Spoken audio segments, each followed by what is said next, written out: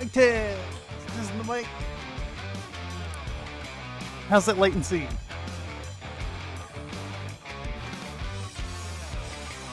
It's kind of long tonight.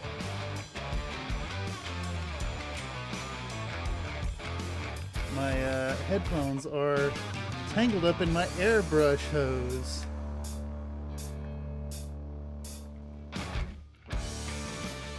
Alright, let's see here. Click on paint stream. Drag the slider. Is that working? Is it chug-a-lugging? Is everything? No, okay. Alright. Sounds alright. Let me take off some of these headphones. Well, howdy, folks. Howdy, and welcome back to another paint stream here on Country Fried Minis. Tonight we're going to be working on some mechs. I say courtesy of Aries Games and Minis, but it's not a courtesy. I purchased them. I had prepared a different lance than the one I'm going to be working on. But it's a 10K, and our local group has started playing 8K. So I built an 8K list and set an order over to them. Howdy, Calixus. 3058 by a mile is the most varied amount of mechs on both sides. A bunch of weird and interesting designs and proto mechs. Yeah, 3058 is so good. I associate the clan invasion era stuff and kind of beyond with growing up, checking out my dad's TROs. They were quite influential on my tastes when it comes to wargaming and models. Anyhow, hope everybody's doing well. Tonight is a muggy, humid, rainy night in San Francisco, so I can't imagine a better evening to get back to some painting, some hobbying, some working on the next video. Well, not the next video, but this is for a video where we'll talk about Ironwind Metals and how to work on it. But before we get started, I want to show off a few of these Ironwind metals I got from my buddy Zetz. It's over on the Discord. You ever see his work? This is some chipped up paint jobs from a trade. I had exchanged some printed mechs for these spiffy little, I don't have that in frame, spiffy little Shrek PPC carriers and some heavy LRM carriers. And we're just going to take a moment to talk about stripping so we can get started painting those up another time. So in this jar here is some LA's Totally Awesome. I just use it full strength, and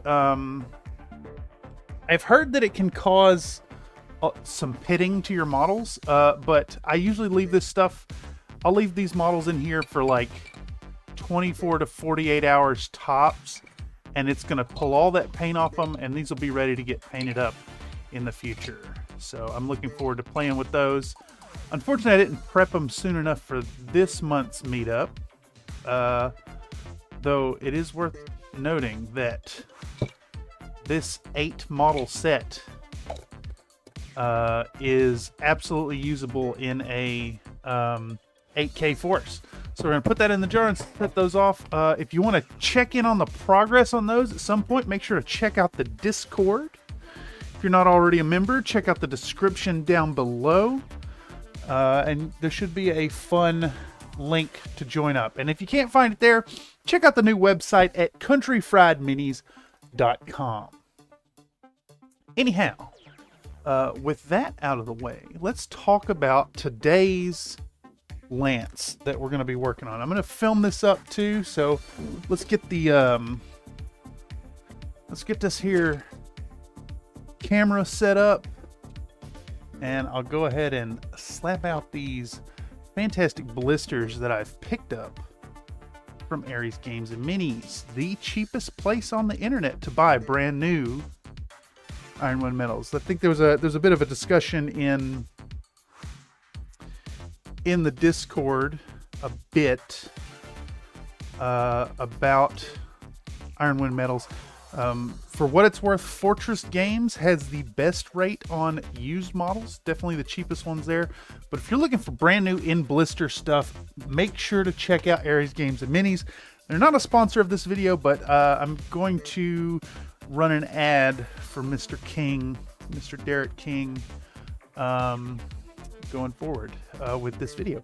I usually pick up blisters up to like 6 at a time, and you know, they're below MSRP, and they're also really cheap to ship. I think I paid $6 USPS for this set. With all that waffling out of the way, let's go ahead and show off this lance. First off, I picked up a pair of striker tanks. Kind of excited about them. I picked up the 3058 upgrades. So these ones are running LRM 15s. They pad out this lance really nicely. I chose all these mechs. I believe they're from TRO 3055, and I went with weird ones. So, oh, I'm not filming. Let's get that a filming. So yeah. Again, we're starting with the striker light tanks. Is that in frame? Yeah, that's in frame. All right. Starting on our lance, I got a Bandersnatch. Real funky guy with long shoulders. Looks really weird and mean. Picked up a Komodo, which is I think it's a 40-ton, 45-tonner. Kind of like a discount version of the, what is it, the Blackhawk, with all the medium lasers. I think this comes in with 10 medium lasers and a tag. So from there, we've got the Bloodhound. The Bloodhound actually kind of cemented this lance in its funkiness, and also the faction. We're going to be working on some First Orloff Grenadiers. So Bloodhound was kind of proper because it is a Free Worlds League mech, and the Orloff Grenadiers are Merrick. And then finally rounding it off, we've got the Salamander here with its triple LRM 20s. I've played a few rounds with this set in Mega Mech. Been kind of pleased with it. They're a little fragile. They're not the best at shooting. Everybody in this lance is standard 4-5 pilots. But it is an 8K list with some funky mechs. So ideally, we're aiming to get these done tonight, tomorrow, and Friday. I'm going to stream a little painting tomorrow. I'll put the thumbnail and stuff up after the show tonight. But hopefully we'll have this First Orloff Grenadier set done for the Games of Berkeley gathering this weekend, this Sunday, Games of Berkeley. If you're in the San Francisco Bay Area and want to roll some dice, want to play some Battletech, come on down. Check it out. We play, it's the third Sunday of the month. So it should be fun. Should be a good time. Anyhow, without further ado, with all this waffling out of the way, let's go ahead and get started on cleaning up these mechs. So what we're going to need is a hobby knife, and we're going to need some files. And as always, I'll be working with my Army Painter branded files. I'm not going to go as far as to say that you should invest in hobby branded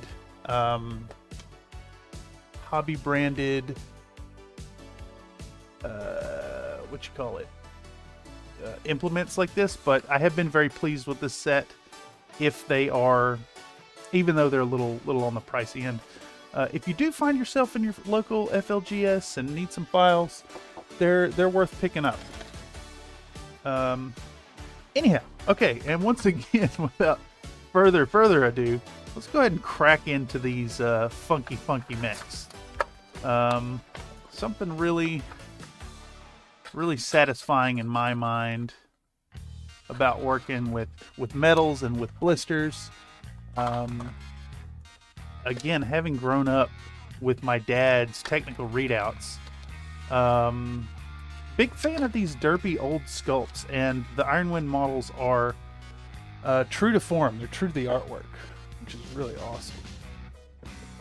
Okay, so we're going to kind of address this for folks who haven't ever dealt with Ironwind Metals stuff before, or metal models at all. So this video, tonight's content, as well as the video, the subsequent video going forward talking about it, will be kind of aimed at folks who haven't worked with metal models or have little experience in working with them. Anyhow, so whenever you receive your metal models, they're going to be connected via sprue bits, just like with your plastics. So, you know, always take a moment and ensure that you can tell the difference in sprue material, the casting gates and whatnot, and the parts. It's usually straightforward with battle mechs, though. And a lot of times you can just give them a little wiggle and they'll come free. But if they don't, you get your hobby nippers and cut them free, because this is a nice soft, I don't think they're pewter anymore. I think it's white metal, which is pewter adjacent.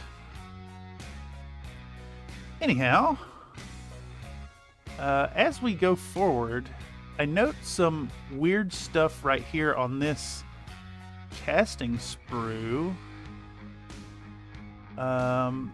that I wasn't expecting. There's some kind of, it looks like a Karita symbol here, and some textures, maybe for like an upgrade of some mech. I have no idea what that is supposed to be. Definitely not for this mech in particular. It's just perhaps a bonus part that I've been rewarded for ordering some Ironwind Metals. Ironwind Metals? Yeah, like, this look like shoulder pads and maybe some kind of vent cover here. And then this looks like a pair of, either a pair of LRM5s or an LRM10. Not really sure what these are, but they'll go in the bits box. So I guess, with that in mind, if you notice something fun and funky like that in your Ironwind Metals set, make sure to hold on to it. Alright, so from there, we want to examine our parts. And like right here, we've got a bit of excess sprueing, and we're gonna give it a good nipperoo, get rid of that part. I also save all these little bits to myself for weighting down bases, or collecting them for recasting parts, which I'll eventually do some content on casting, but I'm not quite there yet. Another thing we want to look for is this flashing, these little extra bits of metal where air has been allowed to escape. So once we've got that removed, we'll take our parts and start examining them for mold lines. I guess this isn't too far off of what you're doing with plastic bits anyways. And as long as you have a nice sharp hobby knife, it cleans up just about as easy. This is a real soft metal. So, yeah, real straightforward. And of course, if you're ever at a loss for what to remove and what not to, excuse me, you'll need to check out the Ironwind Metals website, or just you know, Google the mech, Google Ironwind Metals and whatever chassis you're working on, and you can usually see some example shots of what it should look like. But really, they're pretty straightforward. So yeah, we're gonna tuck in and remove some mold lines. We're gonna clean these parts up. We're gonna assemble some stuff. We'll talk about getting them on some proxy models bases, which are my go-to for these Ironwind Metals. They're generally good because they have like a reservoir on the top, a recessed area that will swallow up the sculpted base that some of these models have.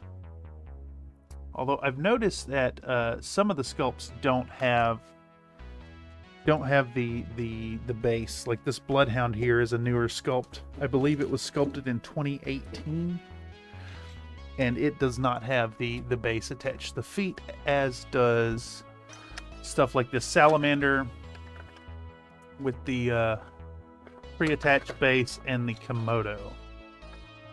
And I think I'm actually going to talk about removing those once we get to that stage. So yeah. Let's dig in and start work in earnest on this first Orloff Grenadiers lance. Honestly, I don't really know much about their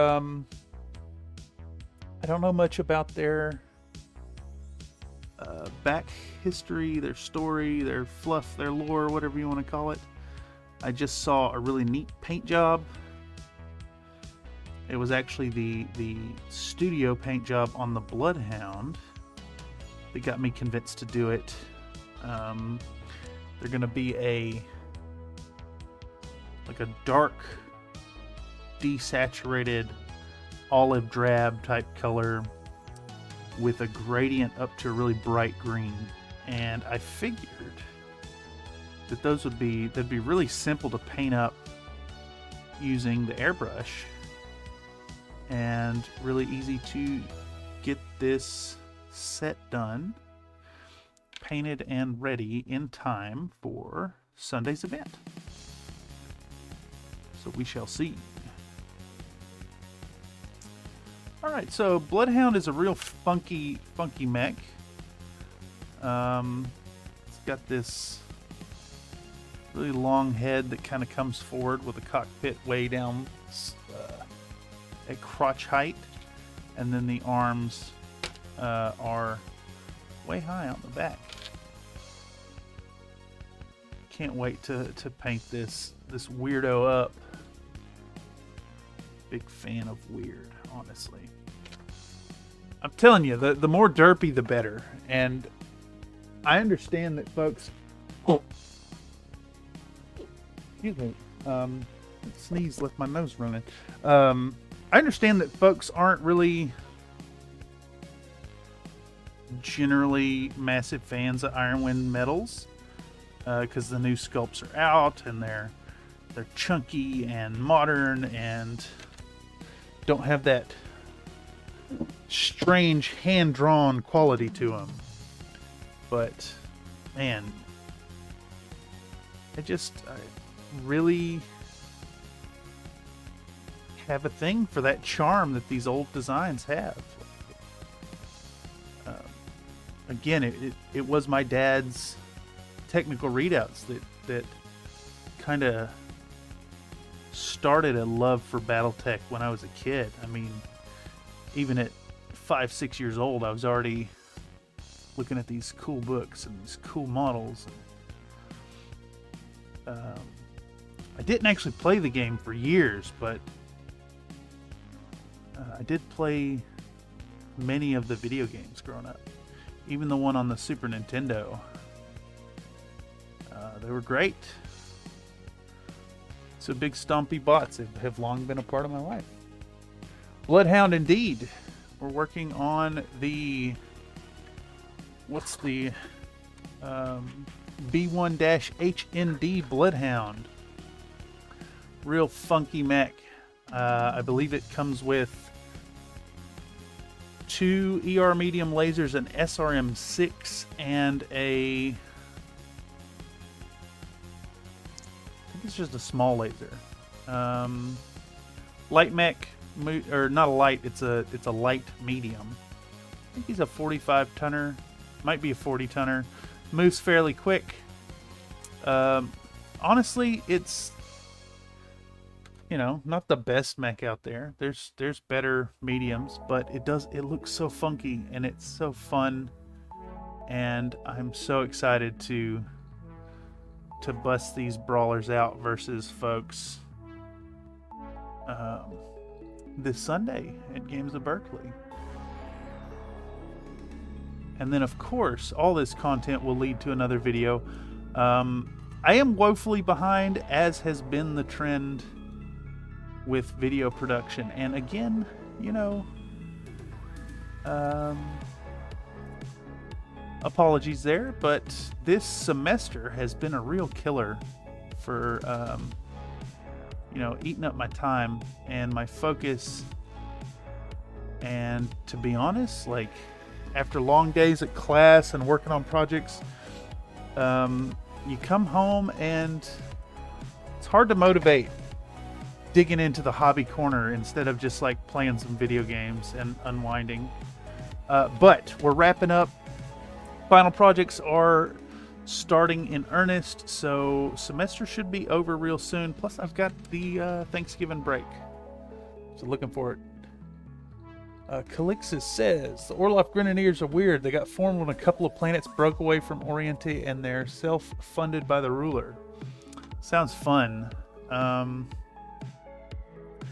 guess I'm slightly obliged to learn a little bit more about the factions I'm choosing to play as. But really, my strategy is usually to go into Mega Mech and build a lance, and then dig through the paint schemes there and see if there's anything that stands out, and then I'll go and cross-reference it on camo specs. And then sometimes after I've chosen based on official paint schemes, I'll go over to Unit Color Compendium and like get an idea of what more modern mechs would look like, but generally I prefer camo specs. Like these funky old models, and seeing what people have done with them is really kind of cool. That's how I landed on the Orloff Grenadiers. They don't appoint officers. Those are elected for 2-year terms. The Americans don't like them for this reason. Oh, you know, I do love a good faction that has the potential to turn on their parent faction. Kind of awesome. My only, for that feeling and purpose, my only clan star that I've put together is Clan Wolverine. And I actually tested them last night before I went to bed in a Mega Mech duel at 15K, which was huge. And they got crumpled so quick by the Intersphere forces, it was embarrassing. So as much as I bellyache about facing clan forces and how OP they are, it does appear that the Tukiad strategy of overwhelming numbers can indeed win out. I guess that holds especially true when you're using 3055 TRO mechs that were basically tailor-made to fight clan forces.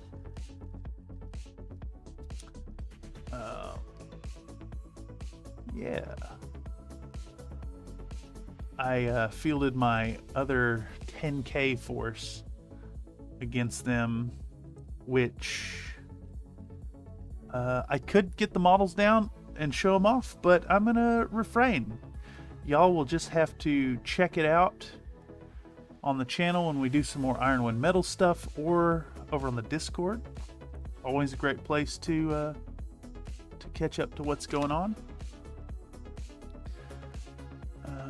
Yeah, looks like we've got a really bad bit of mold slippage here.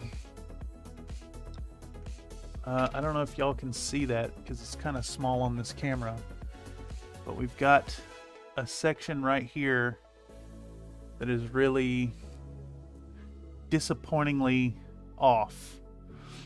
So first, before I relent to using the Dremel, I think I'm going to try to just go at it with this here triangular file using the big flat end. Seeing if we can't just give it a good rub down. Because this is a soft metal, these hardened tools should bite into it pretty well. And you know, it's not all that different from cleaning up plastic kits, I gotta say.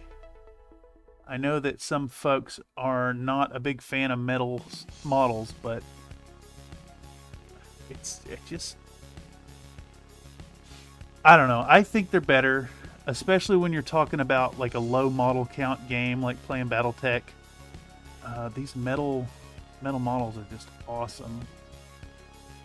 I tell you, I've even considered printing out some of the more modern designs, either from Matt Mason or the American Mecha ones.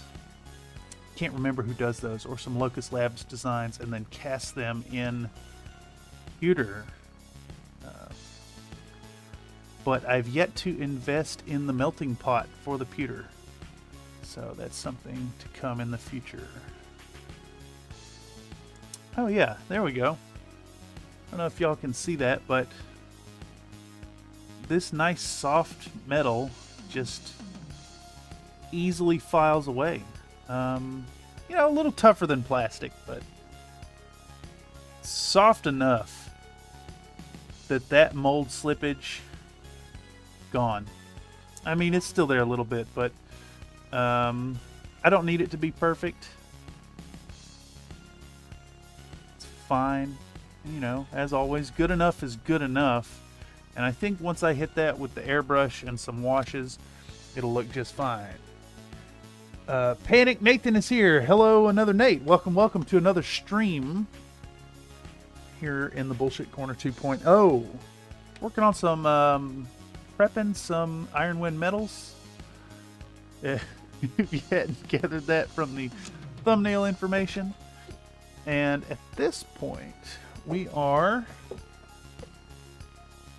I think, just about ready to start cleaning. What's going on with my tripod here? Cleaning these boys up. I may need to fill up my water. I do. So let's keep cleaning and prepping these parts, and then well, no, I think I do need some water, because next we're going to scrub these down and make sure there's no mold release agent on them. Generally the metal models aren't as bad as resin ones would be, but I just want to be doubly sure, because we are going to hit these with some Mr. Hobby metal primer. So let's take 2 minutes. I'm going to get a bottle of bubble water and fill up my water cups and get a little soapy water, and we'll get right back to this. So hang tight, we'll be right back.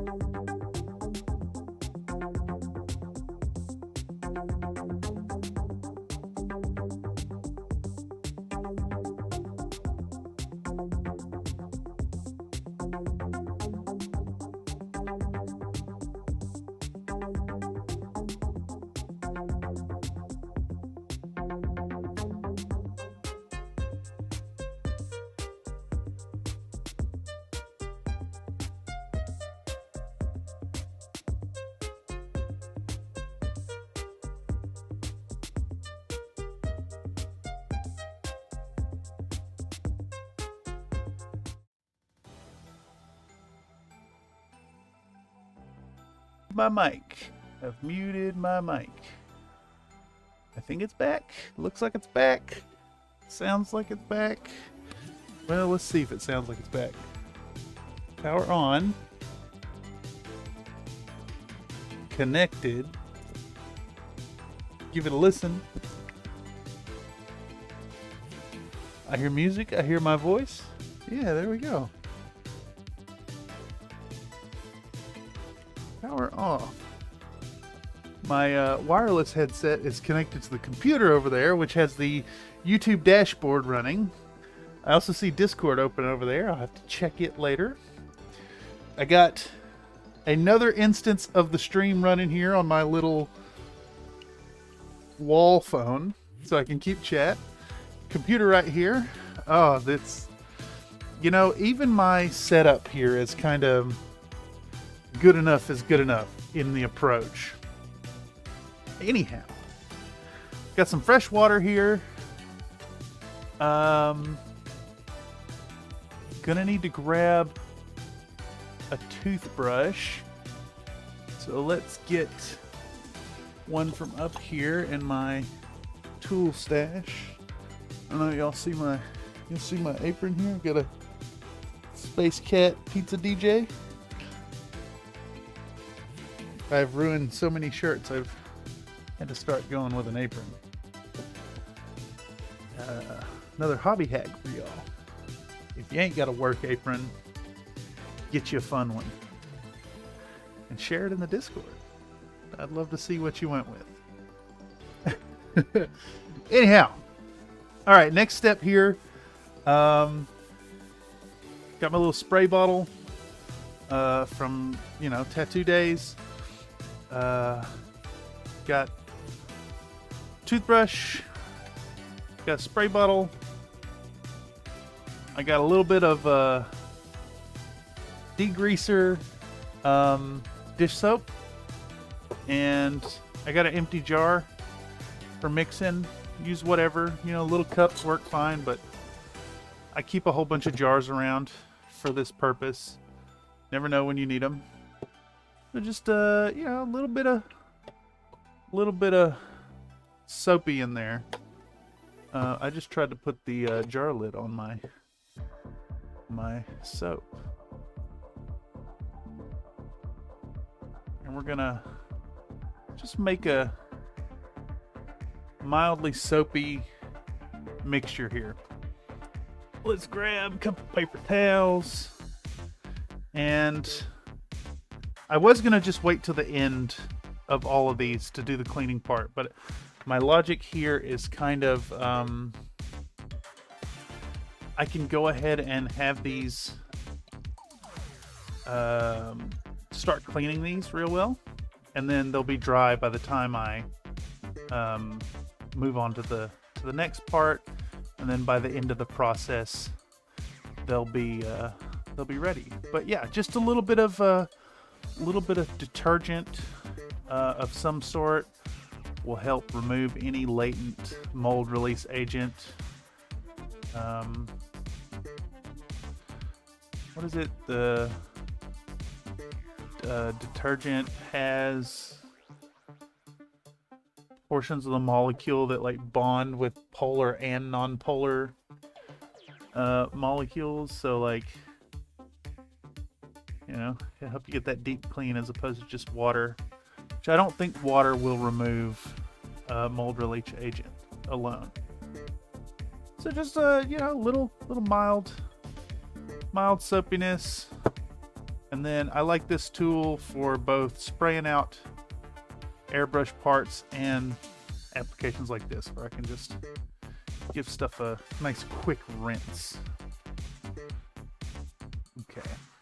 But yeah, good step to take. Not necessarily required. I generally find that metal parts are okay and don't need a ton of love in this fashion, like resin parts. Don't use LAs on metal. It's quite caustic. So I've heard that, and I think it was you that had mentioned that. I have found that I haven't dealt with any pitting, but I don't think I leave the models in too long. Now, back in the day, when I was a teenager, I do recall working with some kind of degreaser on GW pewter models, and left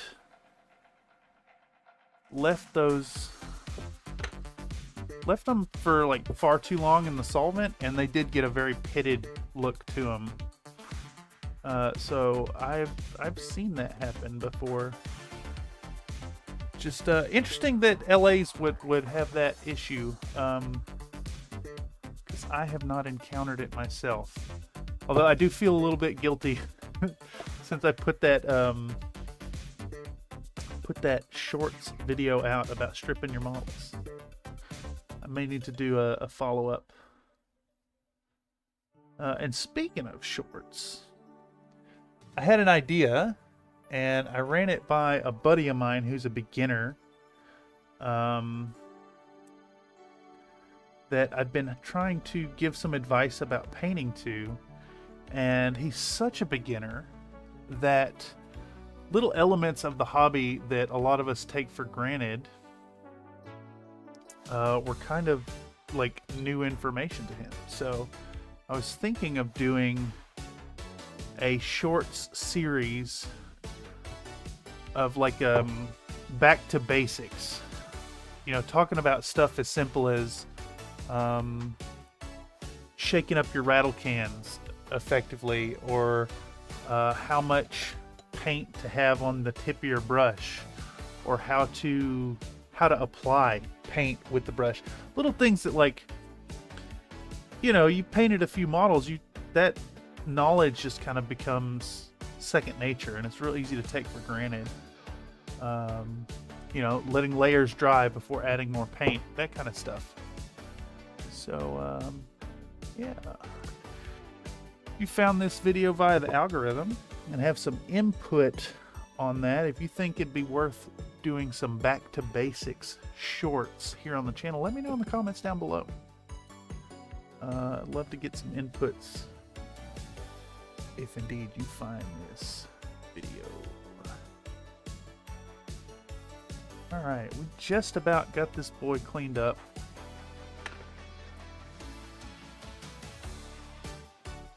We'll set him off to dry. And who are we working on next? Maybe the salamander. No, I guess the bandersnatch first, because it doesn't have an attached base. There's some of these models have, two of these models have attached bases as part of the sculpt, so I want to do them last. Alright, so we've got our lad soaked up and rinsed off, and I think I've got just about enough footage to talk about this portion in the video, so I won't have to slow down for the stuff. Back to basic shorts might be useful for those wanting to get in the hobby with no place else to look. Seismic, that is a great bit of insight there.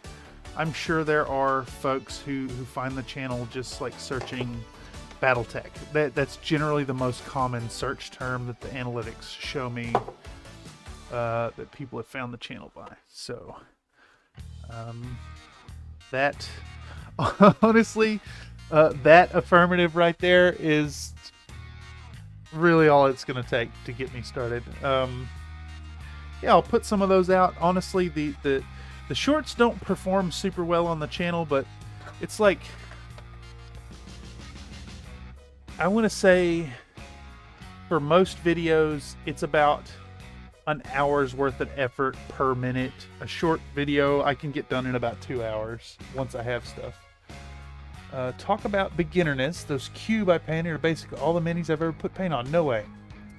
I would not have guessed that, Nate. Not at all. I'm collecting hobby wisdom faster than I can put it into practice. That is really... that warms my heart, man. That's fantastic.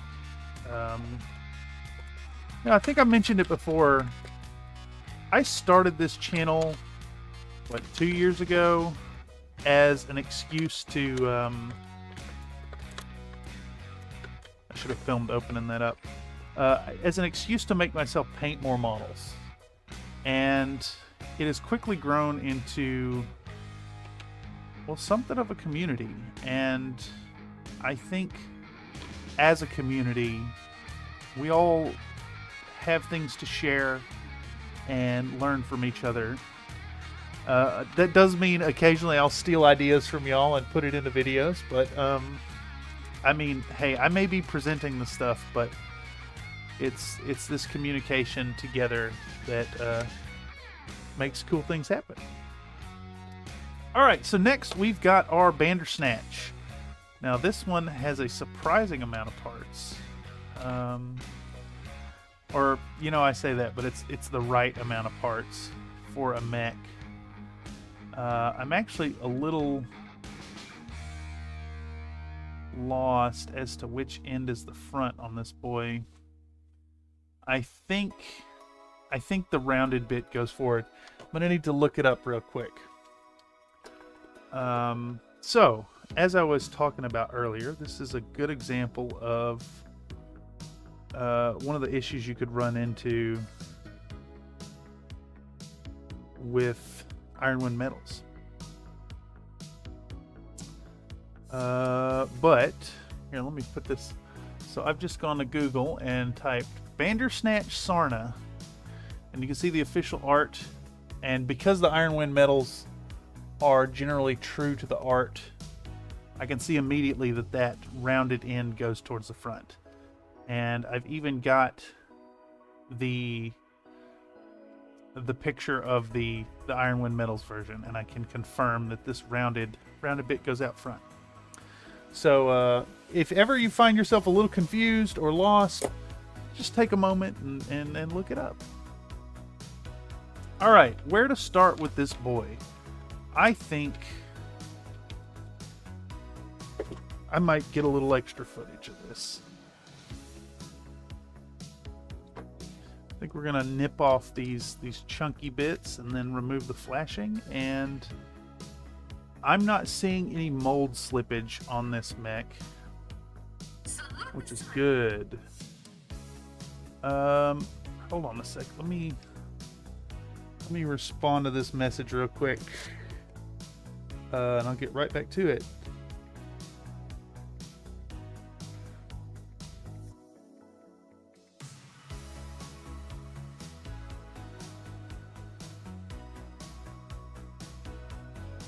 All right.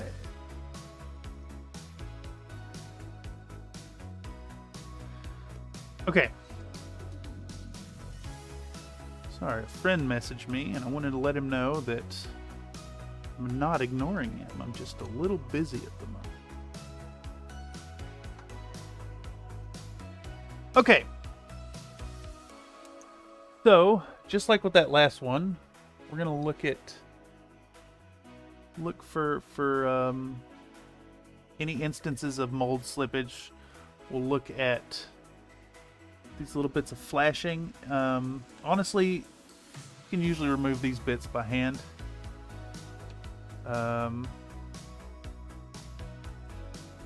One more response real quick.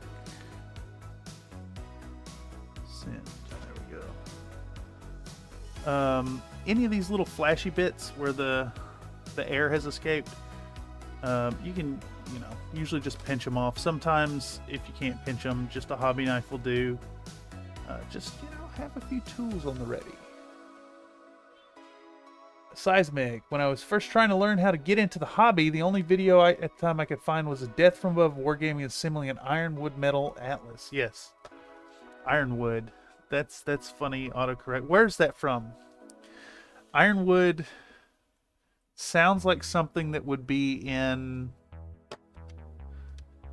What was that Minecraft mod that added a whole bunch of stuff? Feed the Beast? What it makes me think of. Ooh, I haven't thought of Minecraft in years now. Another Nate, that's right. You better not ignore your Canopian Catgirl drill instructor. I mean, yeah. Yeah, you're right. You'll have to do laps. And by laps, I mean laps from the milk bowl.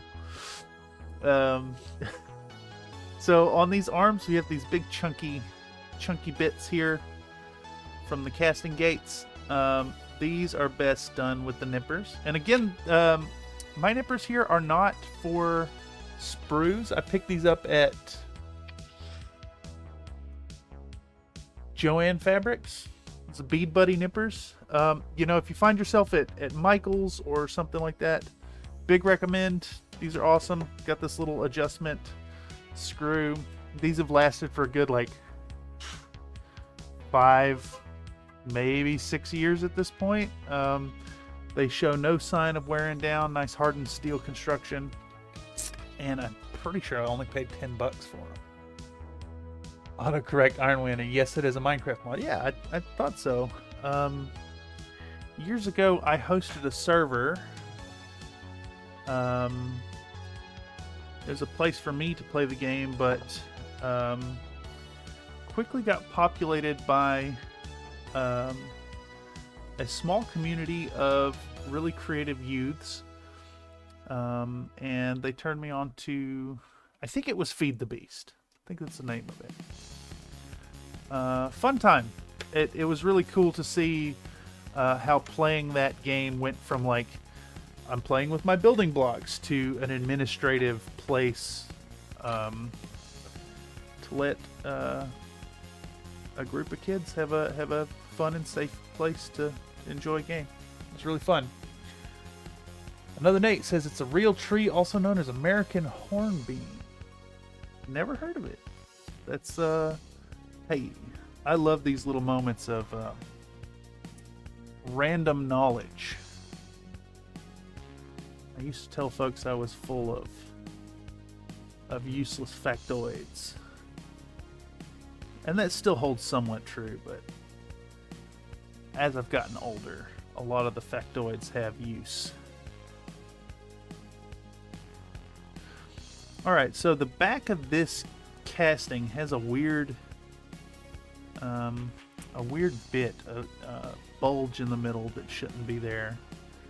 And I think in removing it, it's actually going to do some damage to the panel lines.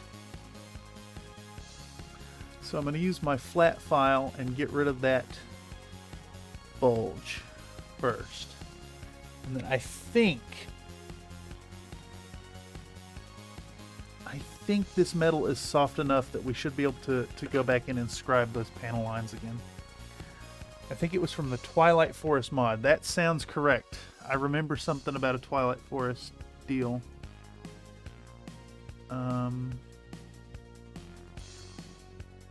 So right here, I don't know if that's showing up for y'all worth a dang, but we've lost a lot of detail on these panels with that filing. But there's enough there that I think we can just run this hobby knife.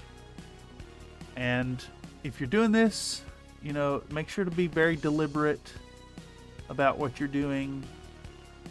because I am running a blade like really close to my fingers with a considerable amount of force. That said, always remember that a sharp blade is far safer than a dull one.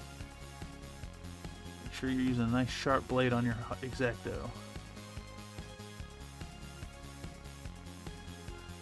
Is there a saying about that? Like, something like a dull knife is far more likely to injure you, or like an injury from a sharp knife is more serious but less likely. I can't recall what I'm trying to get at, but yeah. You can file stuff out with the ring on a coffee cup. It's so soft. Yeah, it's kind of wild. Also, welcome, Char's Fist. Just doing a little bit of Ironwind metal prep. This is my Bandersnatch. I think I had actually sent these mechs to you. No, it was the other set. It was the other set of the Tiger Sharks Lance, which I'm not showing to stream yet. They're just gonna have to wait and see the fun surprise, or join the Discord if you'd like to chat about it and see what we're cooking behind the scenes. I also might do a blog post over on the new website. Make sure to check out countryfriedminis.com. I actually made that website for my professional development class. We were required to have business cards and a website as part of this end of semester work. It's going to culminate in a we could do like an artist talk, like a full in-depth artist talk describing our body of work, our mission statement. It's actually been a cool course. I was a little dubious of it at first, but working with this professor who is just awesome, I've gone from trying to fake it as an artist to asserting this video art and content creation as valid expression of fine art, if you will. I mean, you're not going to see my models in a gallery, but it is something that will lead to commercial validity. I'm already selling commissions, for instance. Another Nate says, I know 80% of kitchen knife accidents are due to dull blades. Yeah, it's like a dull blade is far more likely to send you to the first aid kit than a sharp knife is to send you to the emergency room, something like that. I feel like there's a quote there that I'm digging from the nether realms of my mind, but it's slipping my mind. Damn, this torso is really nicely cast. There was a bit of a mold line right there on the bottom, but really high quality, super high quality cast here. We're gonna take our knife here and restore those panel lines that we lost a little bit of. Just a little scratch, and that scratch will pick up really nicely with the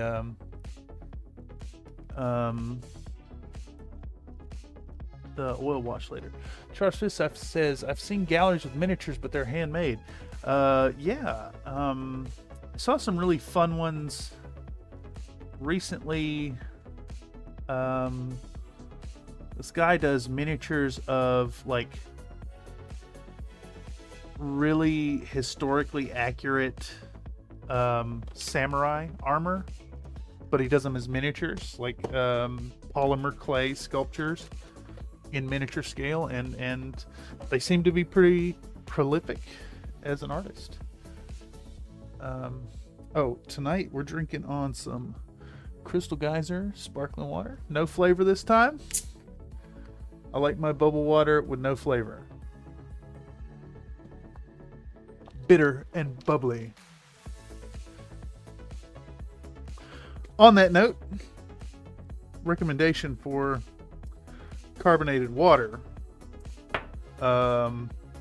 is the Jarritos Mineragua. You know, the Mexican soda. Are they actually Mexican? I realize I've been calling the Mexican soda. I'm not sure if they're hecho en Mexico. But their Mineragua is really nice. It's got a tiny bit of salt in it, and it cuts the bitter.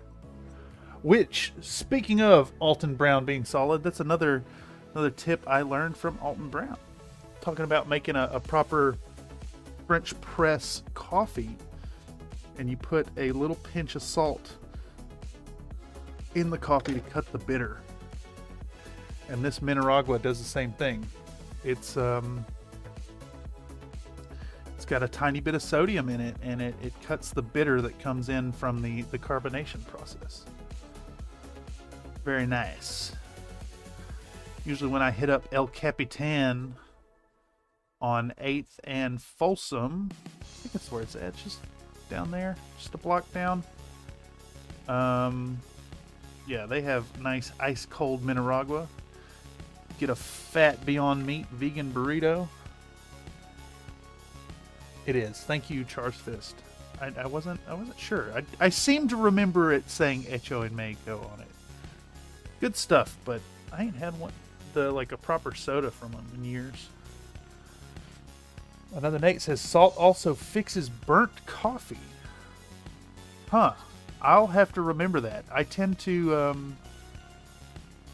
if I'm home during like the early afternoon and don't have a bunch of classes for the day, I'm really bad about taking so long to drink my daily pot of coffee that the final cup is usually a little burnt.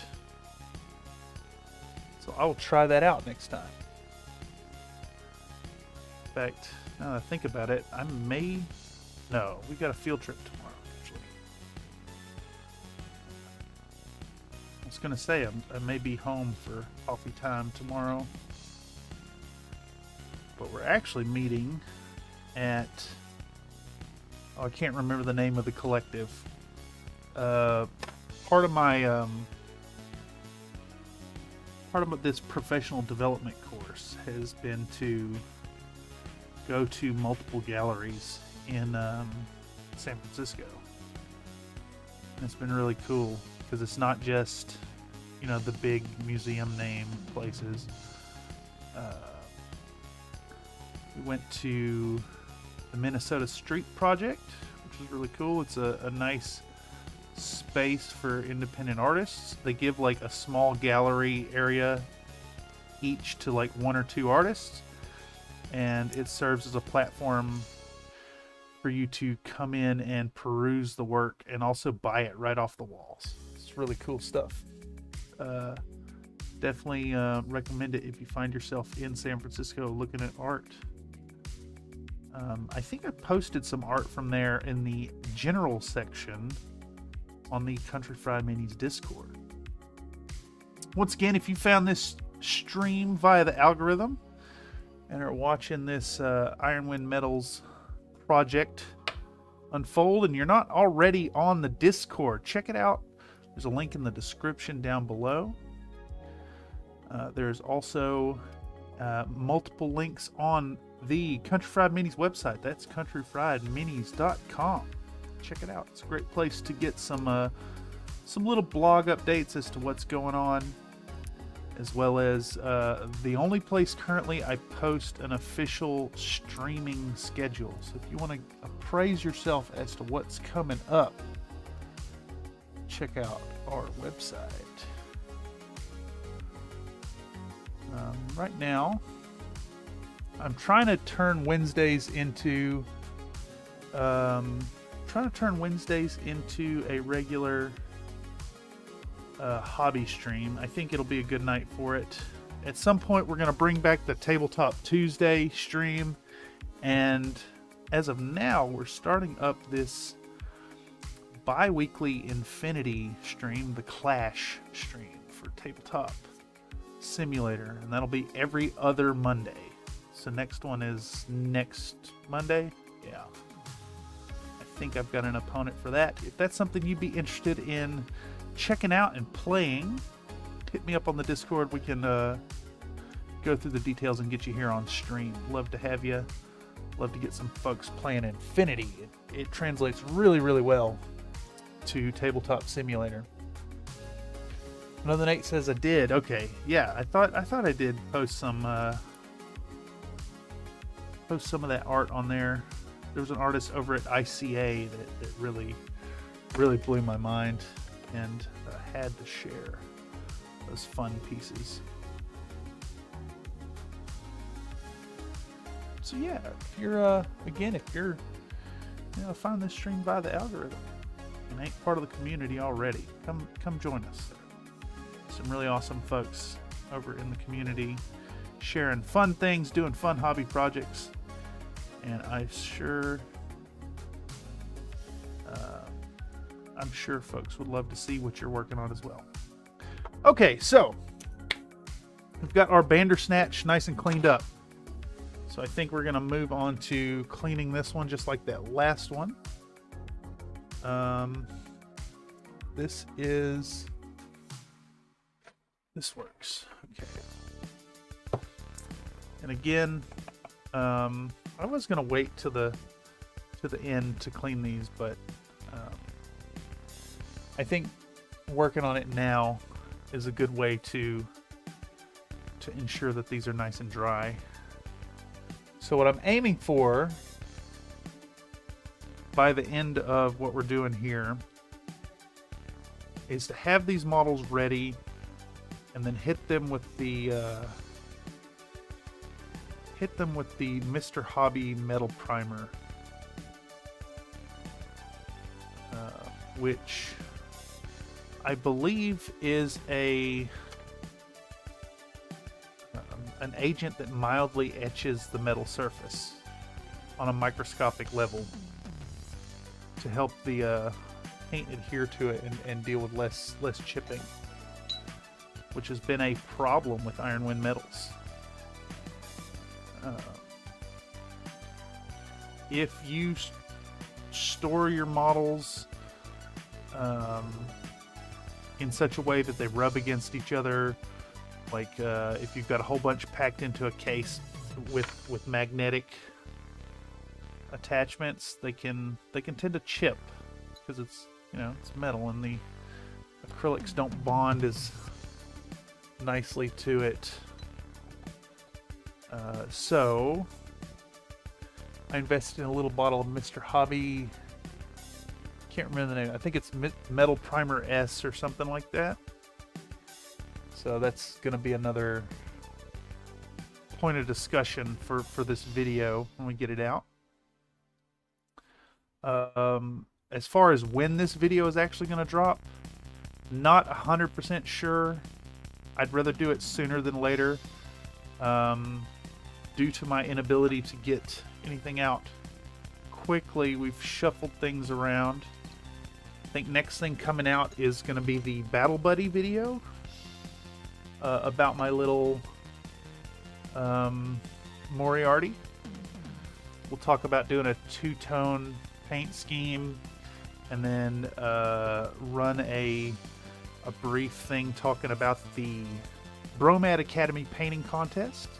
So there's a painting contest live for a Silhouette 4 remote from Infinity, and that is wrapping up at the end of the year, so you'll have all of December to get that done. I think the winner of that gets a custom commission from Monstrous Makings, a 3D modeler. But it's just fun to paint up some models. Much in the spirit of the last painting contest, which unfortunately came out with tied results. We had a 3-way tie. for the Battle Buddy all over on the Discord. So I think next time I run a painting contest myself, we may need to rethink the voting format. So as to not end up with that again. I think what I'll do is actually just hold on to what would have been the prize for that and do another contest sometime in the new year. I think we should grow the community a little bit to spread people's options for voting out a bit, and then revamp the voting system. Okay, so we've got our Bandersnatch done. We've got the Bloodhound done. They are drying. Next, we want to talk about these mechs that have a built-in base. Another Nate says, "Yeah, you need to only allow one vote." Yeah, I think using the star system failed me there. It was. It is nice to have it though, because at least in, if you share something over on Country Fried Minis and you get a bunch of stars, it will move your post to the top mini section where they're a little easier to find. But using them as the votes kind of backfired. Okay. Who's next? Let's talk about this salamander, I think. I want to actually catch opening the package this time. So we'll get our salamander out. Big boy. Real simple model. 3 parts. How about that? And the mold lines are pretty good on it too. Pretty clean. Say what you will about Ironwind Metals being a little derpy, but for the most part, not only are they accurate to the original art, but the casting quality is generally really, really high. I found so many of these models just have a really clean cast. Very minimal, if any, cleanup required. I mean, usually you gotta clean up, but not much. It's a very minimal mold line. But I say that and I see a little mold slippage here. Like these panel lines don't line up perfectly. Open mouth insert foot, right?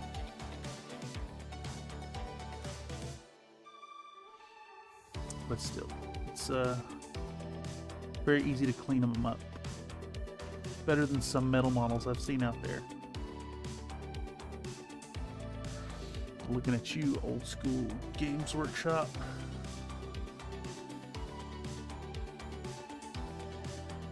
Okay.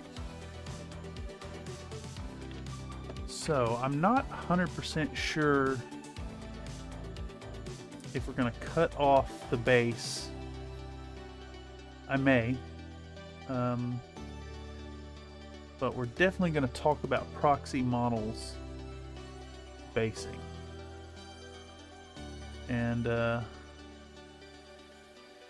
don't have a package from the like package label to show to folks, so I'll do like a splash screen of it in the video itself. But proxy models bases are great because they have this like reservoir on the top that's generally big enough to swallow up this element.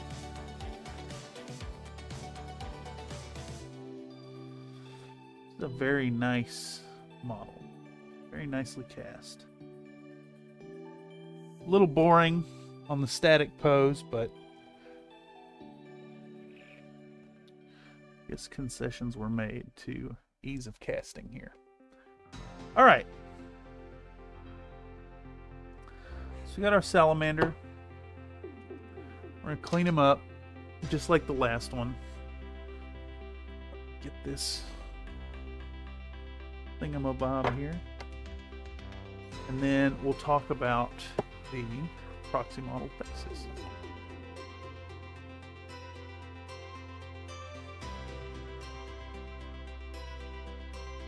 And I think the base should be fine. I'm kind of mentally wrestling right now, whether or not to do the bases first before priming them with the etching primer. But I think the plastic should resist the etching material and not be an issue. So I think what we're gonna do is get this filler onto a base and see if we're gonna cut off the Ironwind Metals base or not. Totally need to play Sally's song in the background for this. Yes. I think I may run into some copyright issues there. I can maybe find something super close to it. Generally, my music is done by Epidemic Sound. I'm pretty sure even the music here on the stream is from Epidemic Sound.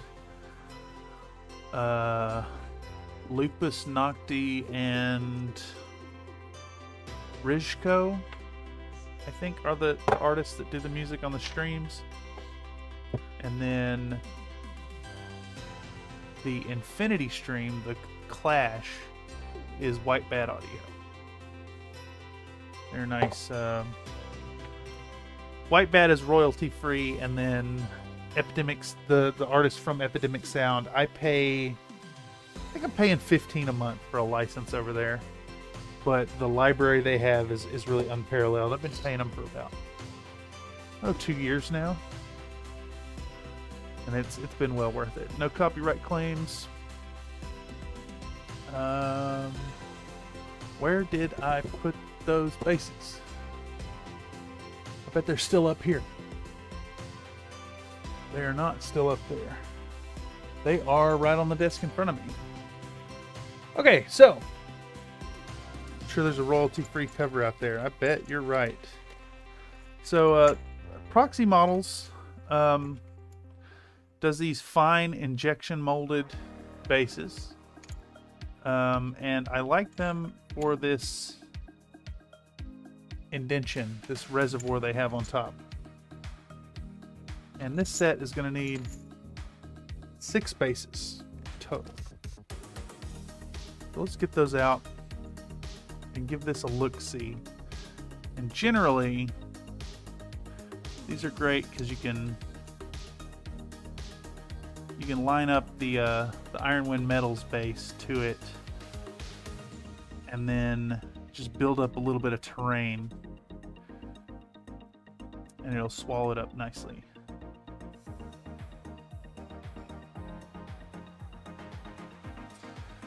And I guess the reason that's a decision to be made has to do with little details like this.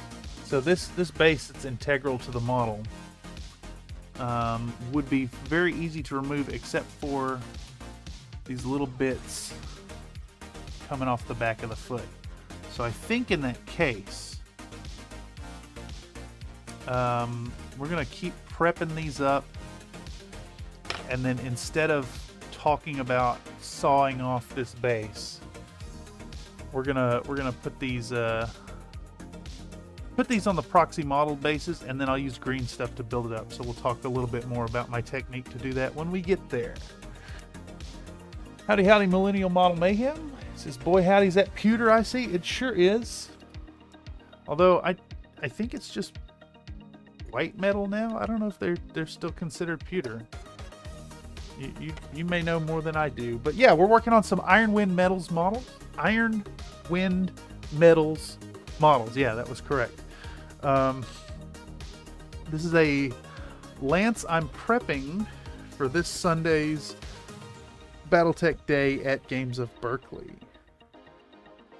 Or a, excuse me. We're working on a 8,000 point BV lance of 1st Orloff Grenadiers. And I'm simultaneously recording footage to do a video about working with metal. So next up is our Komodo. And this one, not too bad. What, 4 parts? But tonight's stream is kind of focused on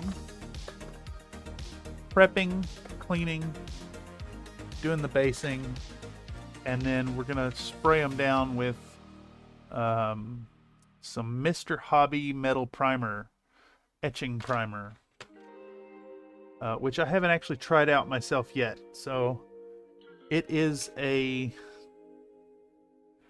another one of those videos where I'm going to present some stuff like I know what I'm talking about, but I'm really just figuring it out as I go.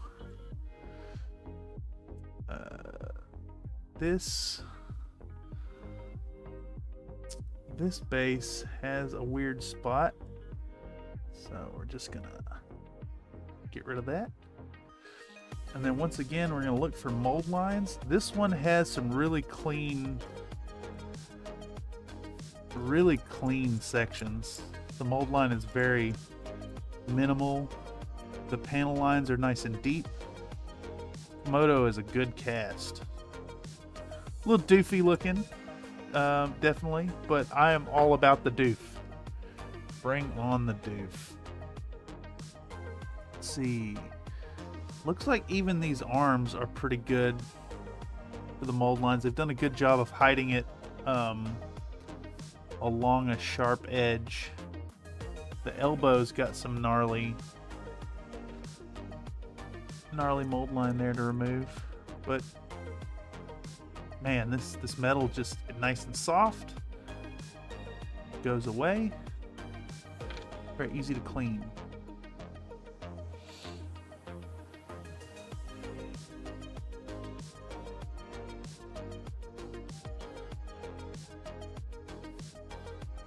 I mean, I dare say these mold lines are generally as easy to deal with as Games Workshop plastics. Now, granted, I haven't bought new stuff from GW in a long while. But, you know, that skink project, some of the mold lines were a nightmare to deal with, them joins and whatnot.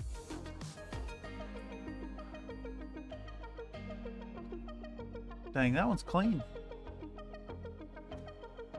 I know that the camera doesn't really get the tiny details, but surprisingly good. There's a little bit of extra baggage on the back of that. I think that's actually a remnant of a sprue gate. Is it a sprue gate? I guess it still is when it comes to metal. Okay, so that's our Komodo. Dummy easy to do. Just a few passes with the hobby blade. Just like the rest, we're going to hit it with some soapy water. Give it a good rinse down. Just, again, I'm not sure if this is even necessary with metal models. But, you know, just in case, I want to make sure that this is dealt with, because we're going to be using a product that etches the surface. So I'd wager it will make a difference. It's definitely necessary with resin models. Make sure you wash your resin models. I think that's especially important because acrylic paint can bond very nicely with the surface of a resin model, and you don't have to do some special etching to do so. So it's doubly important to ensure the surface is nice and clean and free of any mold release agent.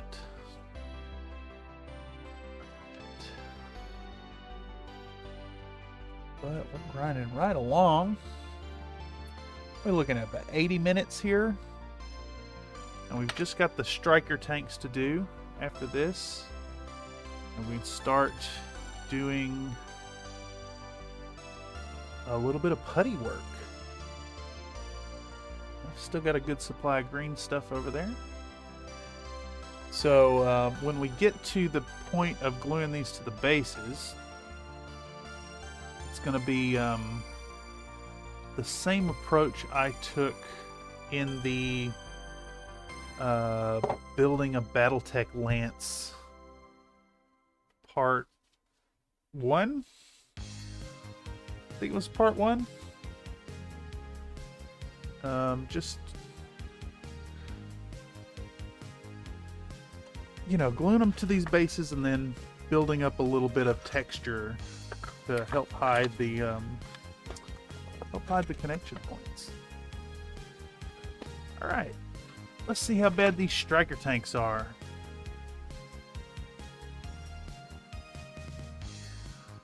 There is a little bit of flashing that we'll remove there. I don't know if that's showing up on camera because it's such a small bit, but this one's interesting. Any mold line that actually exists is really cleverly hidden along the textures on it. Let's see if the other parts hold true to that. The missile launcher looks like the mold line's a little more pronounced. Just gonna give it a little scrape, a little bit of flashing on that edge.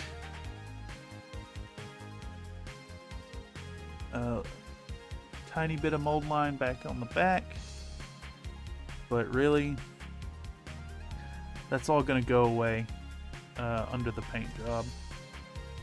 And again, it doesn't need to be perfect. I mean, honestly, you could really get away with just ignoring the mold lines when it comes to Ironwind Metals. Depends on how much effort you're planning on putting in your paint job. This set is definitely going to be done with the whole good enough is good enough attitude. I'm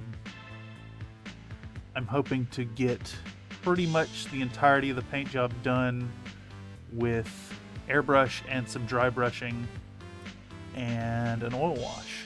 Just do all the heavy lifting with the instant talent techniques. You know, go back in and add a little lens jeweling or whatever, but keeping it nice and simple.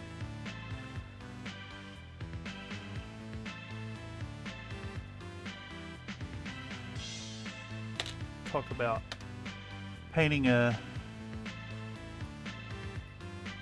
force the week of a games day or something like that.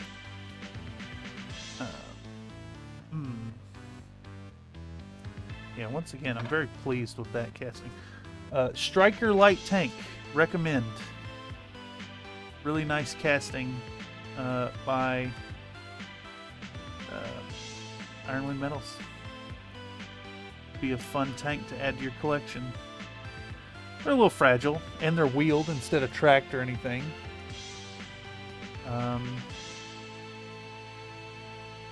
So they're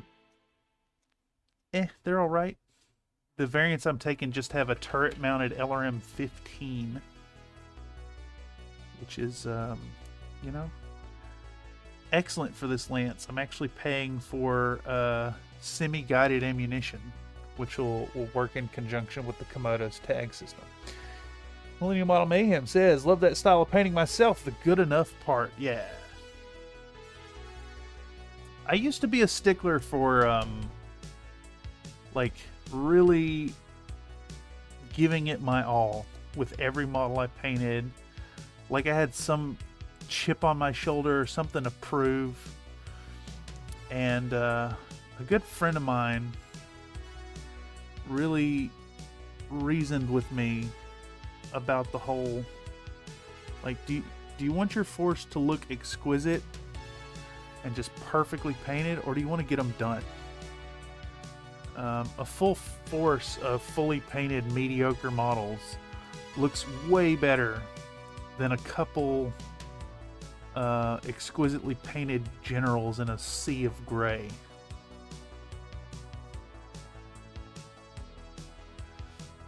And, you know, the amount of effort required to paint a good enough force versus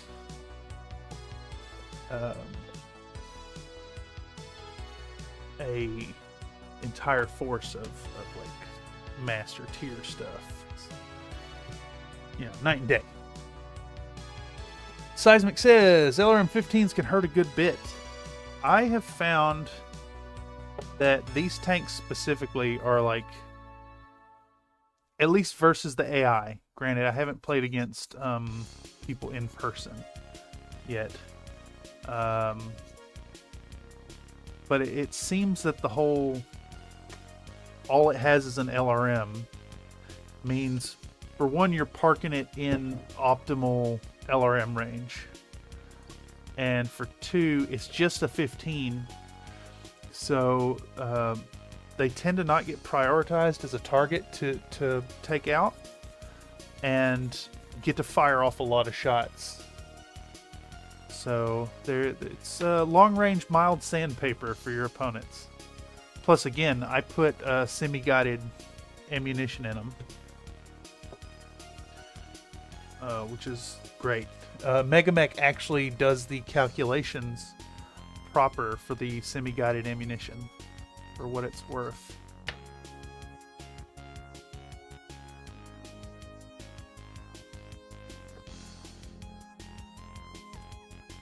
Millennium Model Mayhem says, you're speaking my language. Oh, hell yeah. Getting them done and getting them on the table. It's so good. You know, I think in taking that approach, in accepting a lower standard on my own models, has not only increased the joy that I experience in wargaming, but like has gone a long way in building this sense of genuine appreciation for people's efforts, even when they're bad paint jobs. It's like, it's painted. You got paint on them. You showed up. You got colors on your models. It's awesome. It's not like you cannot go back to them later. Yeah, that's true. Though, you know, I think that's true to just about every art form. Like, learning to say when a project is done. Okay, so I now have all these models cleaned up and drying. I've cleaned my toothbrush. I'm cleaning my spot here. I need to run to the restroom myself. I'll be back in a moment. We're going to let these dry, and then we're going to start working on the bases. So, I'm going to take a couple minutes. Be right back. We're going to do some putty work. Got a big old blob of green stuff. I might dig out a few little basing elements. Maybe not. I think we'll just do the rocky texture on these and get them going. But I'll be right back, and we can get rolling on the next step.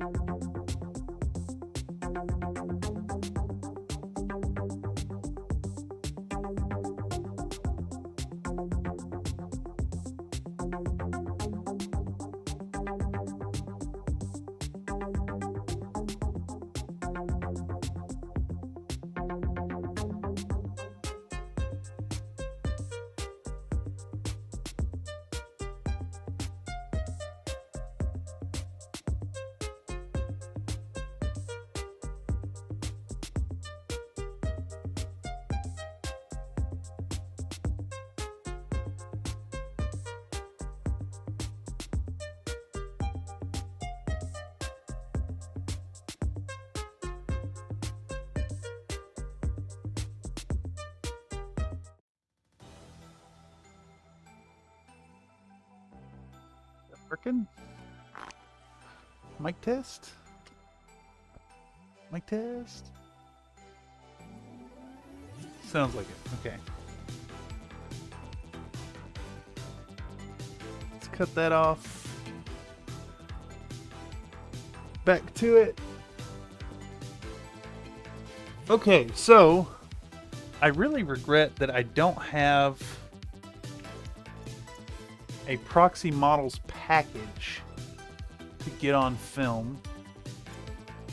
But I'll do a splash screen of them in post and get it on there so folks can see it. Definitely recommend them. They're cheap, they ship fast. I know that you can buy them direct from Proxy Models. In fact, I'm pretty sure that Proxy Models has an Amazon store. So even in choosing to go with Amazon, you'll be supporting that company directly. Proxy Models basis, really good stuff. It's come up in discussion a couple times on the Discord. Okie day, so let's make a little room here. Do our Proxy Models bases. Now, they are injection molded on sprue, so they're going to require just a little bit of cleanup themselves. Just this sprue connection point. And we can just keep using our hobby knife we've been using this whole time. You know, it's remarkable. I think that this injection molded thermoplastic is a tougher material than the pewter, as far as like for trimming a little bit off. We're just gonna, you know, clean them up, cut it down. Try not to gouge it too bad. I like to keep those nice sharp edges on the bevel as much as possible. And clean these bases up. Clean them up, clean them up.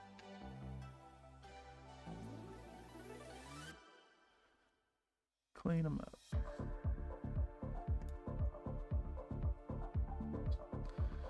Damn, I might have to sculpt some little cars, I think, as well.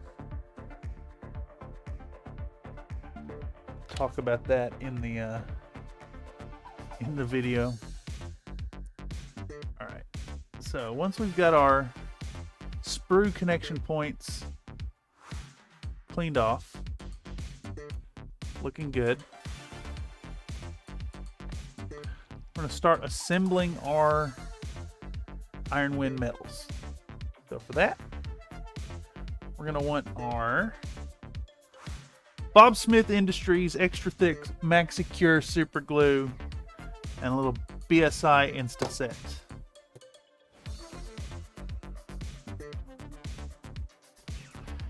And I think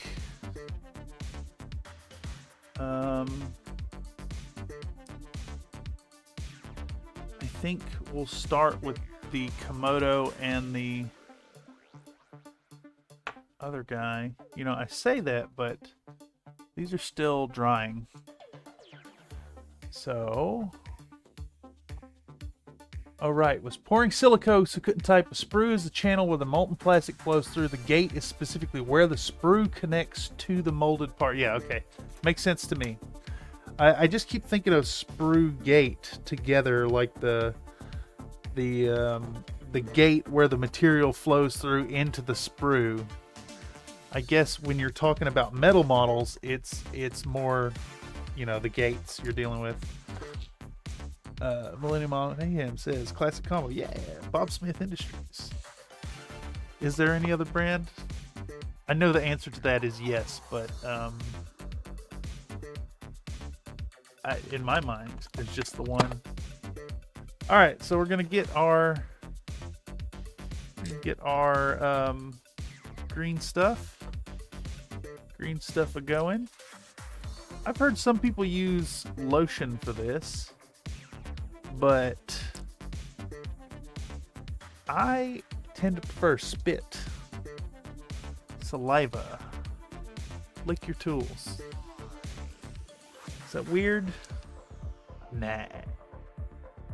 Maybe it is a little, but they're my models, damn it. I'll spit on them if I want. No weirder than doing a spit shade art for Tattoo Flash, where you basically paint the art using tattoo ink and saliva to thin it down. Obviously that's the art, the flash art, and not, you know, the tattoo itself. But yeah, let's get a little of this soapy water, and we're gonna need our Kneadatite. And I know I'm gonna need a lot more than this.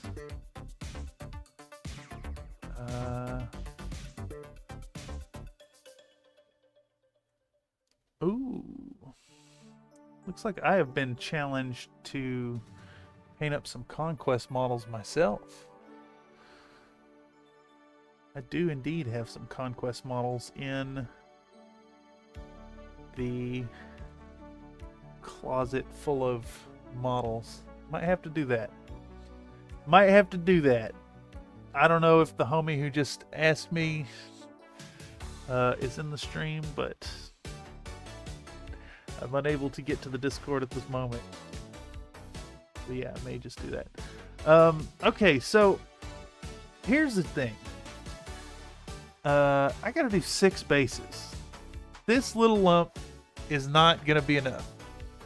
Do you? Which ones? I wish I knew. I don't know the factions. I have some, like, a full starter set half worth of humans, maybe?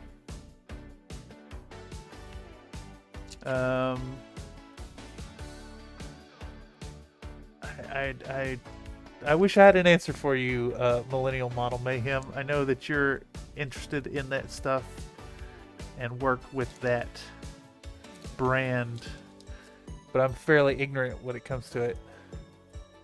The lotion is for the tools that would stick to the putty and it doesn't dry as fast as spit. Probably 100 Kingdoms. That sounds correct. Yeah, people have been recommending, was it Nivea?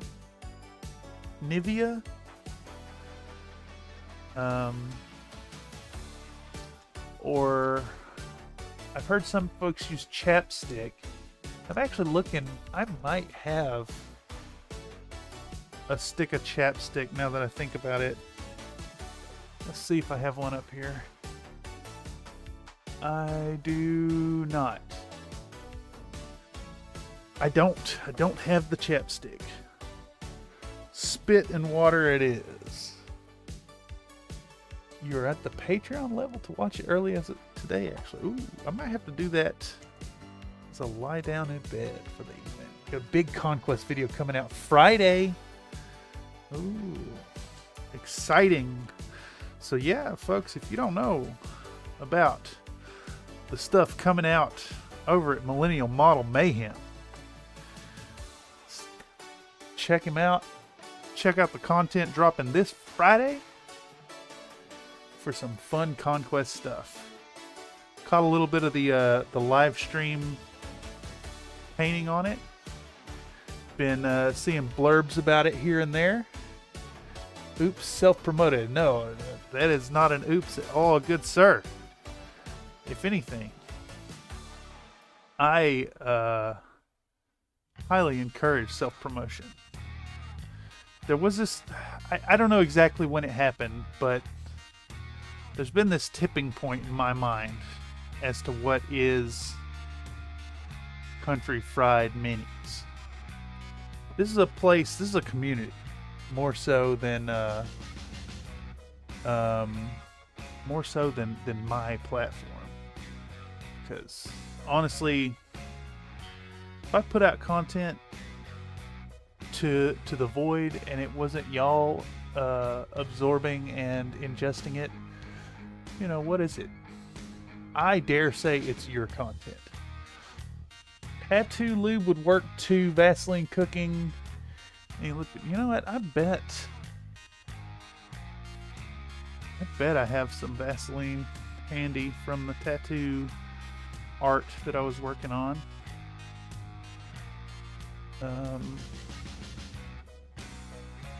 Okay. Alright, got a big lump of this stuff.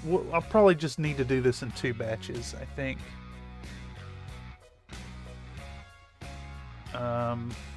Yeah, I'm gonna need a bunch of it.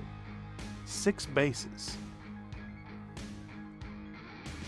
I'm realizing I need this first because the Bandersnatch and the Komodo and the 2 tanks don't have they don't have the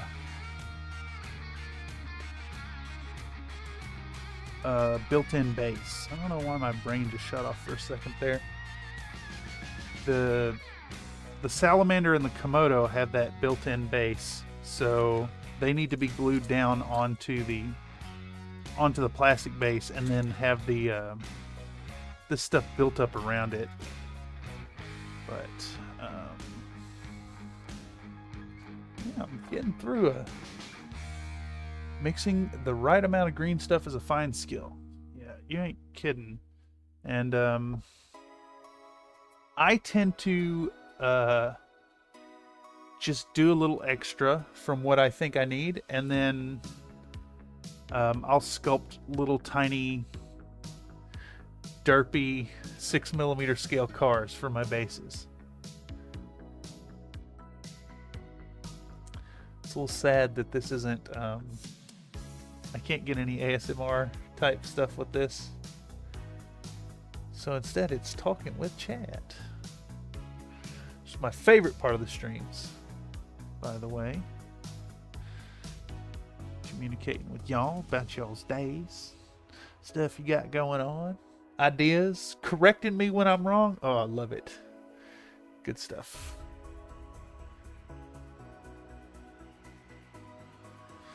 I think I say it in every stream. It's your participation here that makes me happy while I'm painting. That's the truth. All right. I didn't think that this would be squeezing green stuff in my finger stream. Some Tim and Eric wet noises would go well with green stuff in a bit. I might have to do that. Epidemic Sound actually has a fantastic sound library of really gross noises. Hate.exe. What's up? Howdy, Hate. We're just preparing to put these Ironwind metal models on these bases, and to do so it's going to require copious amounts of green stuff. I think this is almost enough, so we're going to start with this amount here, and I think it'll work. Plus, you know, I've had a moment to get this mixed up, and it's, you know, it's already doing a little bit of pre-curing to get onto these bases. So, let's keep our stuff moist here. So we can grab a little dollop. Excuse me. Grab our base, And actually, I need it to adhere to the base. So I want to make sure this is nice and dry. Where I'm going to put it down. And then make sure the putty is nice and dry on the bottom. And we're going to just give it a mush. Give it a mush. And basically kind of mound this stuff up and push it to the edge of the proxy model. So these bases are great again because they've got this little lip here, which could work for a very interesting base element in itself, but it works really well because you push that terrain right up to it and blend it in and have this nice border around your work. Kind of like a picture frame for your three-dimensional efforts. But what we're going to do here is kind of get a preliminary shape. You know, whether it's like a hill or like a double mound, or like a road running down the middle. Whatever you're gonna go for, you want to get that preliminary shape on. Not worried about thumbprints right now. Just get this going. All right. And I just realized that I should have glued this model together first. But we can, you know, work on it all at the same time.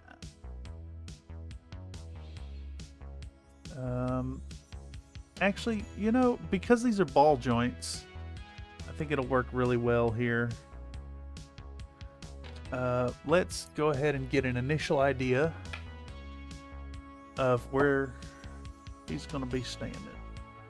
So we want, I think I'm going for like a bit of a walkie pose. Like that-ish. So we're going to start assembling our bloodhound.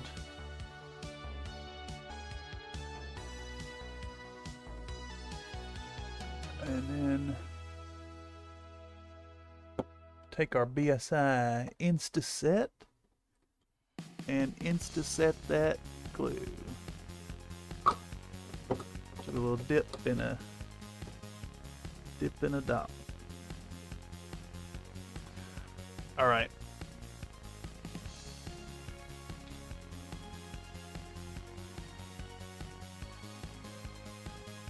Now, once we get it set up, we'll take the other leg and kind of make sure it's moistened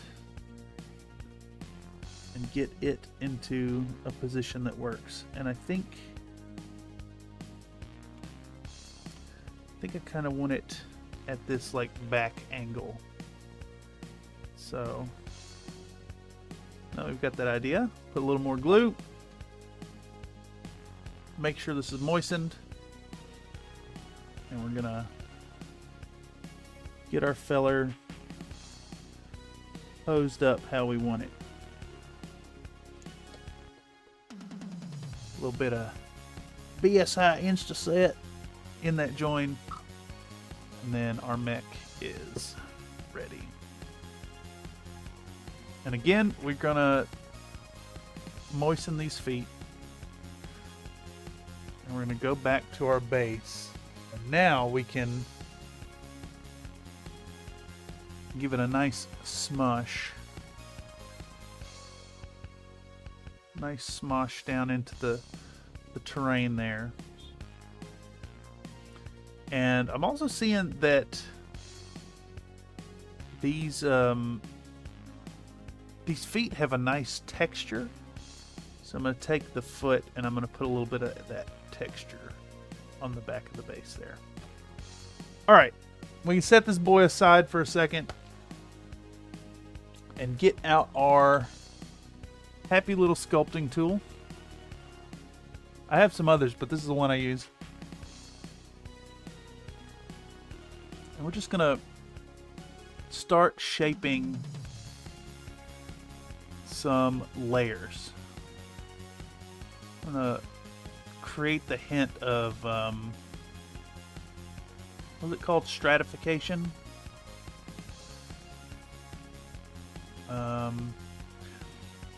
I think for the most part my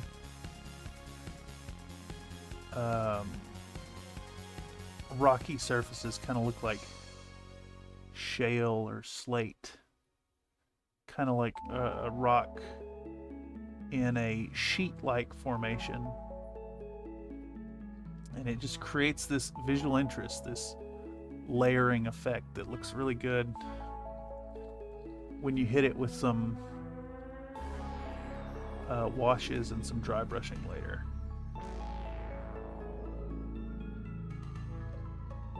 And we'll just take our tool and slowly start creating this sense of depth, of layering. And we'll try to preserve those footprints. They're not super necessary because it'll still be, you know, putty, still be soft when we go to put this thing on later. But the idea here is just you're going to make decisions in the moment and stick with them and create some layers of rocky texture. And depending on whatever tool you're using, you'll get a nice feel to it. My tool has this like rounded point, so it has a pretty distinct look to it.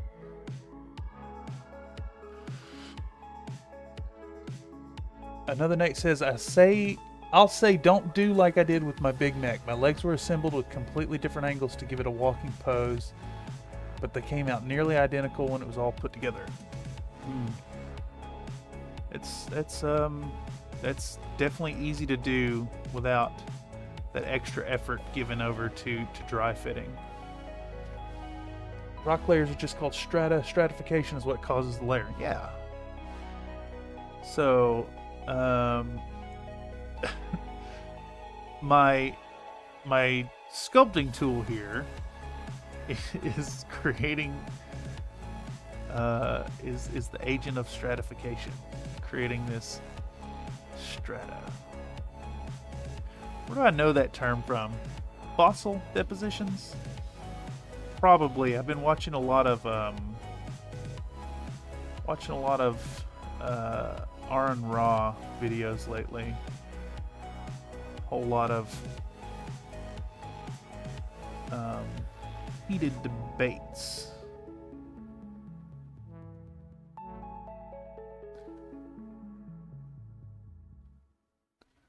I find that stuff fascinating. All right. A reminder here, always, you know, make sure to keep your tool nice and moist while working with green stuff, because this stuff is sticky as sticky as heck.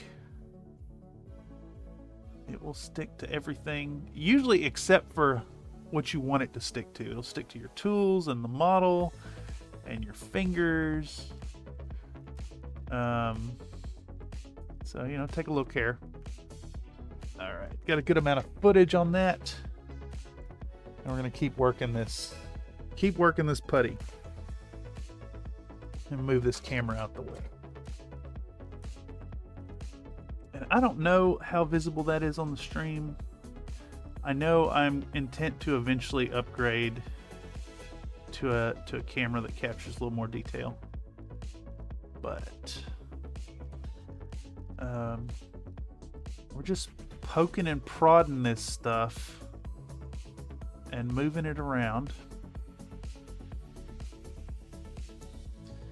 And then anytime we get a section that's a little too tall, we can go back in and take the flat edge of this tool and hit it again. And every now and then I'll come into this stuff and try and separate out a little bit that'll make it look like a separate little pile of rock. And once we've got a good shape that we're kind of happy with, and I think I am fairly happy with that, let me put a little extra layering right here. Go back in, and we'll take this little trick I learned from bases like this. So this base here has like a bumpy texture that kind of can evoke terrain, evoke grass or whatever.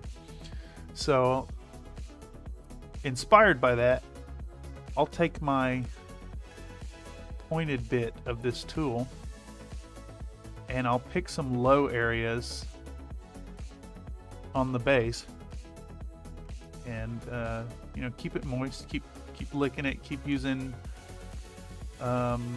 you know, if you're using Vaseline or whatever, just make sure the tool is lubricated, because you don't want to pull up the green stuff. I hope I got that in shot. But we're going to go in and we're going to add a whole bunch of these little dots, little holes. And the thing is, when you put enough of these down and they start like mushing it up into each other, the raised areas start to have almost a grassy texture to it, which is what I'm going for. And then basically I'll paint it. When it comes time to paint it, I'll paint it in a super shockingly bright green color, and then go back in with some contrast paint, and it'll suck down into all these little crevices and create this, you know, this hint of grass, this idea of grass. It doesn't have to look super accurate. It's 6mm scale, so like, you know, you're fudging the details a lot of the time. And I guess most importantly here is between the rocky layers and this bumpy grass texture, you get this visual interest on the base of differing textures. And we're just going to go back and forth, you know, adding more of the rock if we need it. And then as we're pushing this, as we push this stuff up, we start to make these clear delineations of where our grassy texture is going to go. And, you know, it's not the fastest process in the world, but like, you create these really interesting bases that look great, and are basically individually molded for the model that's going on it, instead of like just a generic base. That said, I think there could be something to preparing some of these and casting them up in like an open face mold. So you could pre-make a whole bunch of these and then do a mold of them and cast them up in resin.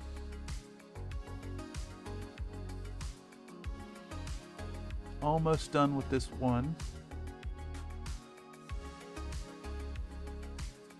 So even though this base is like, you know, it's a flat base, it's not a display base, it still has managed to get a whole bunch of verticality in it. You've got these low areas with grass, building up to these rocky strata. This like crazy looking shale deposit. I guess it's on this world, this imaginary world where my mechs are. It's kind of like a orangey red rock deposit that's in these sheets like shader, slate or shale. But yeah, I think that looks great. All right, I gotta go. Good luck with the rest of this based stream. Thanks for stopping by Millennium Model Mayhem. And if y'all ain't in the know, make sure to check out this channel over there. Gonna have some fun content coming out real soon. Can't wait. In fact, I might not wait, and I might just check it out on Patreon. Okay, so we've got this base ready, and now we're gonna put our boy onto the base. And even though this is putty that we're pushing it into, I'm still going to use a little bit of glue, just a bit. And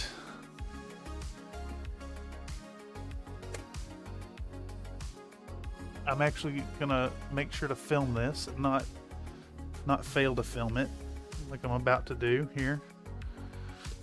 So we'll take our boy and put a little bit of glue on it.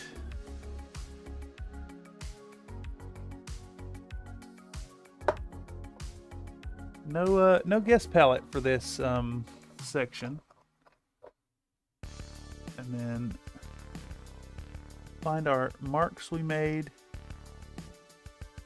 and push the lad into the putty. And go ahead and cure up those bits of glue. All right, so we've got a textured base. We've got this lad on it. I'm also going to take a moment and clean up our edges while we have the putty out. We could do this later with a hobby knife, but I find it better to just do it now. But yeah, that's a base. We can finish assembling this lad without fear of losing the pose. This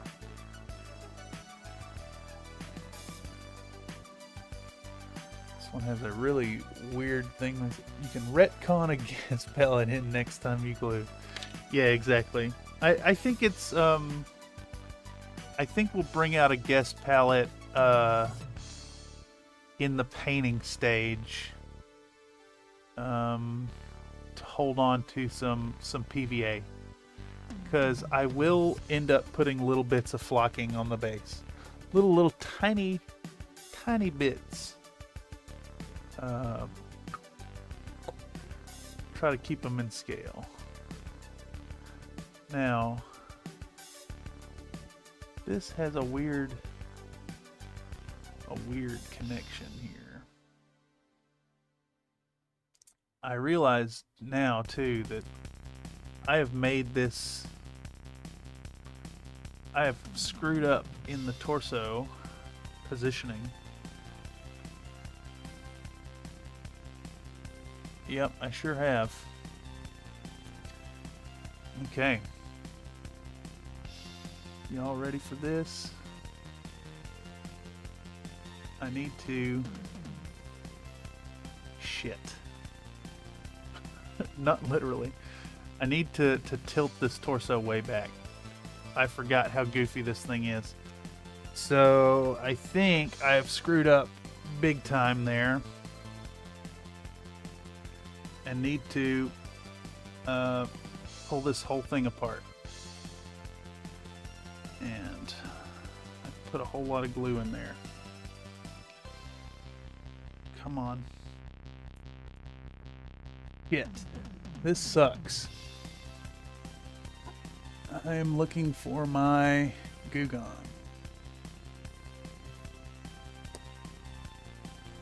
All right. How to deal with crisis. think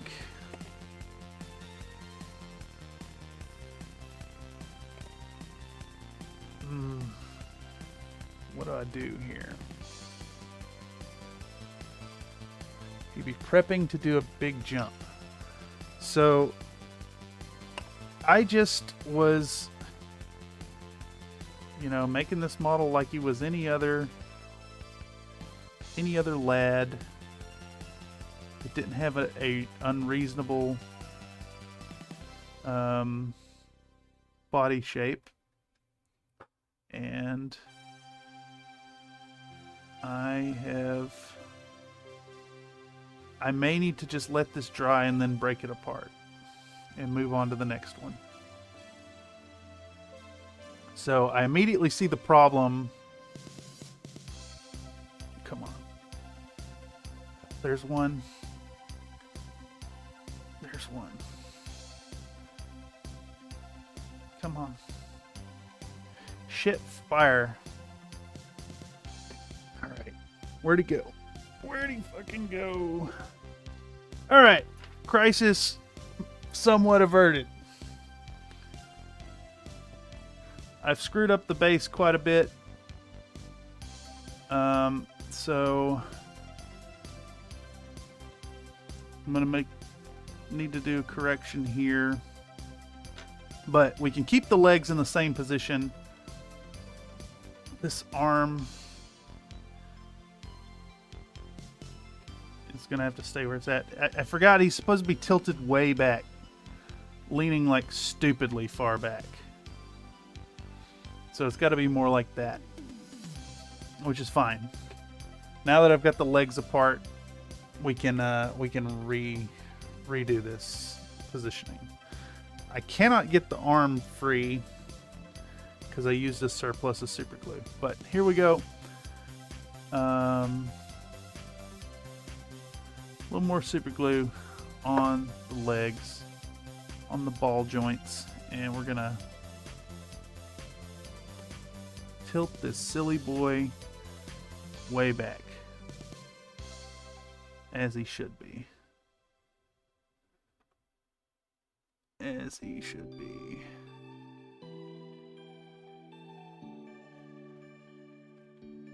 Alright. I hate everything en este momento.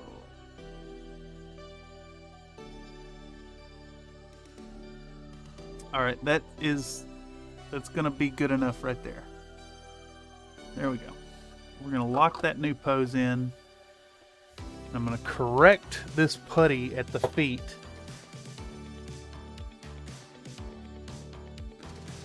Correct this putty down at the feet. So we're gonna push that putty down so that ledge isn't so strange. I realized how bad it was when I went to put the SRM6 launcher on and it was pointed at the ground. Because this lad leans way back. Alright, that is corrected. Now we can put the SRM6 in position. Alright, so SRM6 goes in this little tiny slot right here. And is a forward-facing, mostly forward-facing element, which informs us of how the legs should be positioned. Alright, not the end of the world, but damn close. He's so goofy. I love it. It's so stupid. And we're gonna do, since I just put all that, there, accelerator on the model. We'll put the glue this time on the arm bit and then put it in place. And I kind of want him pointing fist forward. Yeah, it looks good. Looks silly, but it looks good. Of course, silliness was the entire intention behind this lance. I don't even know how I found this model. I was looking up something for that other lance, my my Tiger Sharks lance, and I ended up on this ridiculous Bloodhound on the Aries Minis page. There we go. All right, so we got a dumb lad ready to do dumb things. This SRM6, 2 medium lasers, and a small laser. Might actually be pulse lasers. I can't remember. It's either he's either got ER medium lasers or medium pulse lasers. I just can't remember offhand. It's a nice loadout. Not the best, but good enough. Hey, solar salutations. People messaging me. Who's messaging?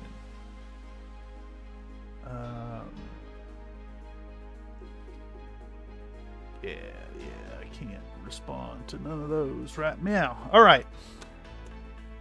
Excellent. Crisis averted. This lad's gonna get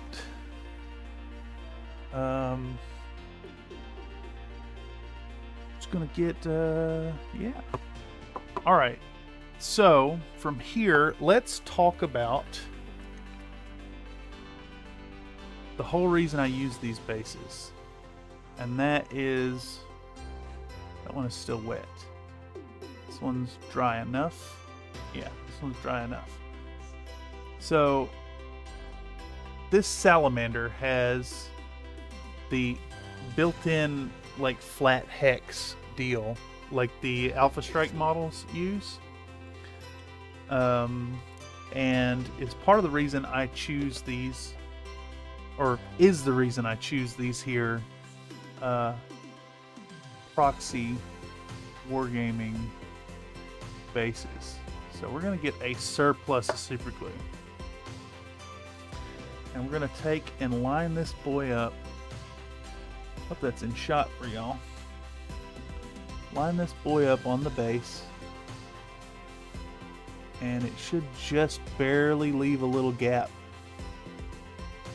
of space to either side of this hex base, fitting inside the reservoir, if you will. And we're gonna put a couple drops of this here accelerator down, and that lad is now very permanently affixed to the base. This would be very hard to remove once it cures up. And we're gonna go back to our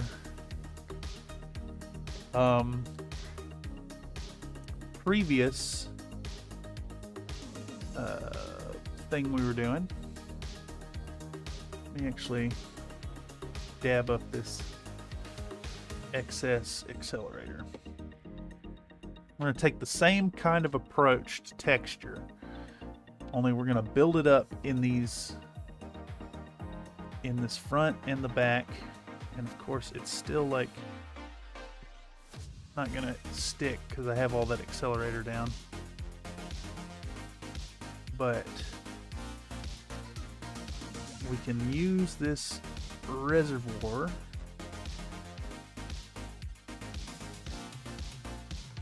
to build up some texture, and then blend this base in basically seamlessly.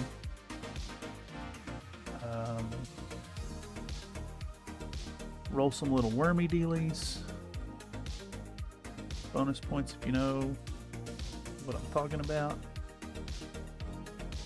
Roll out some wormy dealies and thread that boy down there.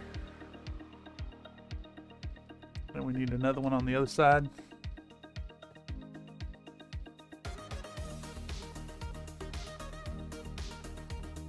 we go. Oh no, it's sticking to my thumb. Okay. So now we got a bunch of kneaded-tight all around that base. And we're just going to take our moisten tool and start pressing it in.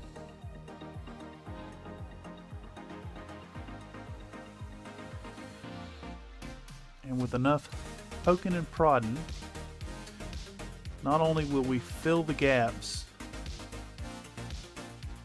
but we will continue that fun texture on the base here. Now, because the base will be so elevated, I'll probably skip over the like grassy texture, but adding the rocky layers adds so much to this and blends it in. And then of course we've got that texture kind of what's built into the base already. Nobody here has ever seen Adam make any tiny nerdy thing. Yes. Bonus points to you, another Nate. Speaking of, the last offering from Adam was a Space Marine. If you ain't seen it yet, it's really good. Also, while we're talking about famous and successful YouTube channels that have new content out, new content from Bobby Fingers out today. If you ain't seen it already, this one's a masterpiece. Big recommend on old Bobby Fingers. Okay, so I think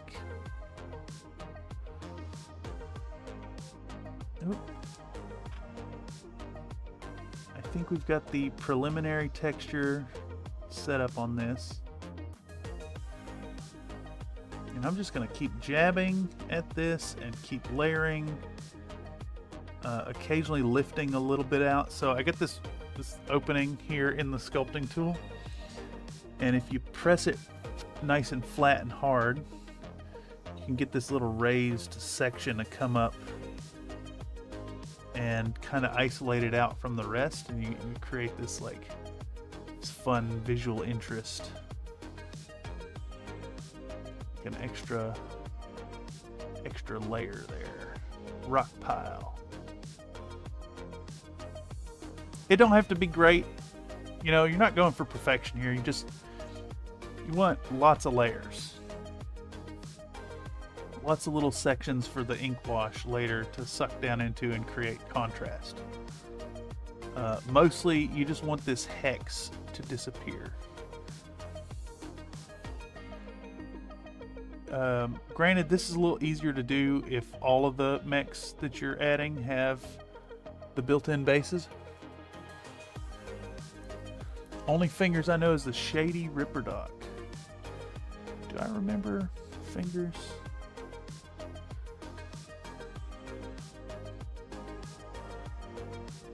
I tend to just favor that first Ripperdoc dude that you know.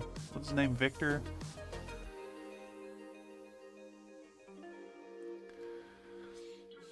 I'm taking my Cyberpunk playthrough kind of slow. I'm just about to do the parade thing with what's his face? The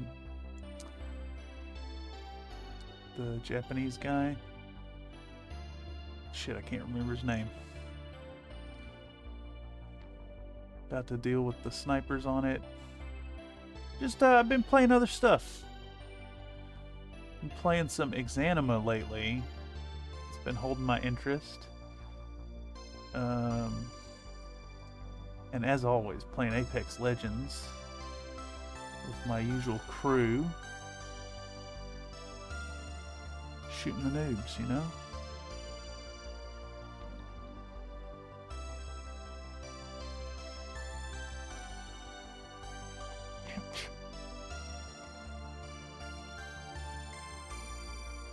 All right, so I think like that. I think that's sufficient. We got some rocky buildup in front of his feet. We got kind of a sloped deal going on in the back. We're gonna clean up these edges. But most importantly, that hex base is gone. No longer like visual on it. Takamura, yeah. You probably haven't met Fingers if you aren't following Judy's story. So I have, I've completed Judy's story to the completion. And I still don't remember who it is, but admittedly, I haven't paid much attention to the names. Just too much going on. All right, so our salamander here now needs his. You know, there's a peg here for this, and it is fitting very poorly. So I'm about to take this here nippers. And get rid of that. And we get rid of them pegs. Oh, I think I was putting it on the wrong arm anyways. But that's fine. It's a ball joint. Like, I don't need no peg to make it work. Let's see. This, I was indeed putting it on the wrong side. Got a fist on this side. Nice static pose model here. Alright, so we're going to fill up this socket and we're going to plug in our happy little fisty arm.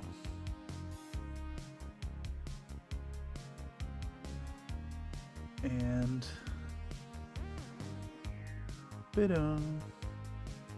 that's 10 full minutes of work on that guy. Damn it. Alright. This is never going to adhere if I don't do it this way. So I'm going to reapply our accelerator to the arm. And then we're going to stick it in place and hopefully get it lined up correctly immediately. Because it's going to cure that glue. There we go.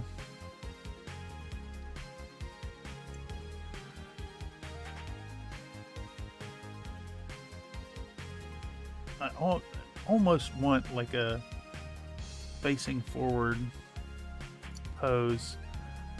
It just it's such an uninspired pose. I'm gonna do the same over here. I'm gonna fill that joint with glue. We're gonna pre-prime this ball joint with accelerant, and we're gonna stick this arm on.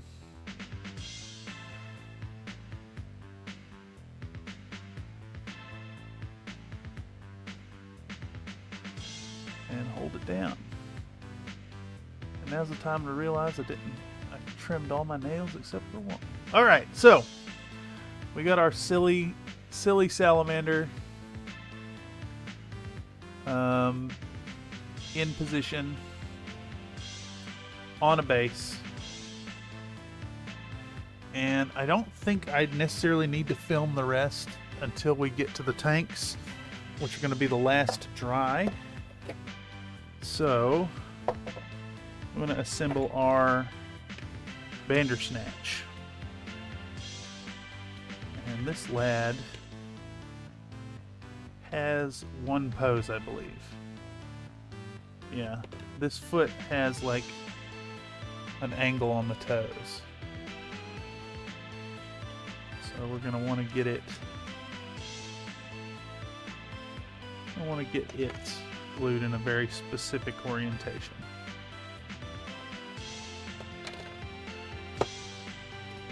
So I think we should maybe try and get this nice and flat first.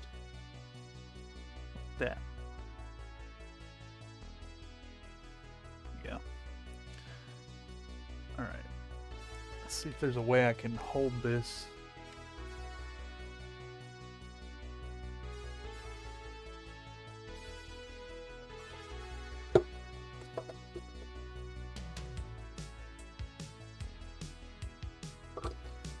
My neighbor's homeless friend out there is screaming his name up at the window.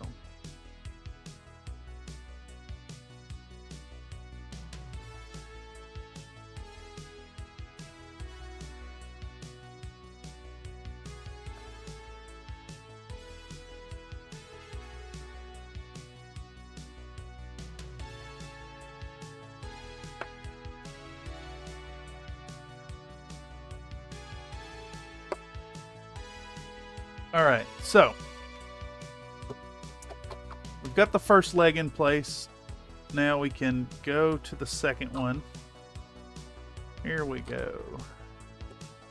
And where are we at? 2.5 hours. Good Lord. Let me get this in position. Bandersnatch leg. There we go. All right, so it's in a mildly walking pose. There we go. Alrighty. So from here, I think the Bandersnatch is safe to just assemble the whole lad.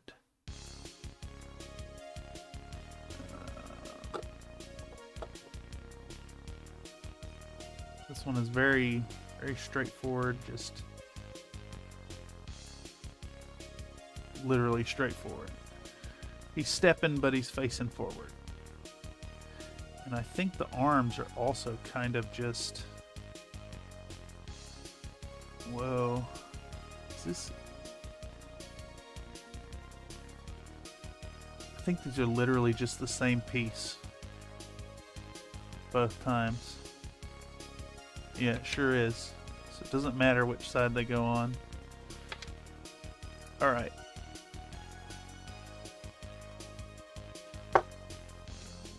Okie day. I would say flying along, but I don't think we're necessarily flying along as much as, you know,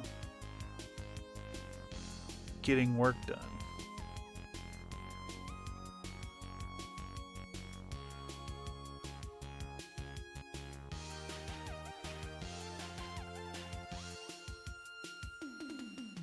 Now, I don't know how much further I'm going to take this on stream, but these models are definitely getting based tonight. I do want to film at least putting one of these tanks on. I think that's a good bit to get recorded up. Bandersnatch is basically going to be a repeat of our Bloodhound, except I was able to get it into a good position first. Yeah, let's assemble one of these striker tanks. Let's do that. Are these dry? Almost dry. I think this is probably the most important bit to show. So let's work on that. We'll do a striker base, and then I think we might call the stream on that here in about 30 minutes. I was thinking that I'd get more done than I've gotten done.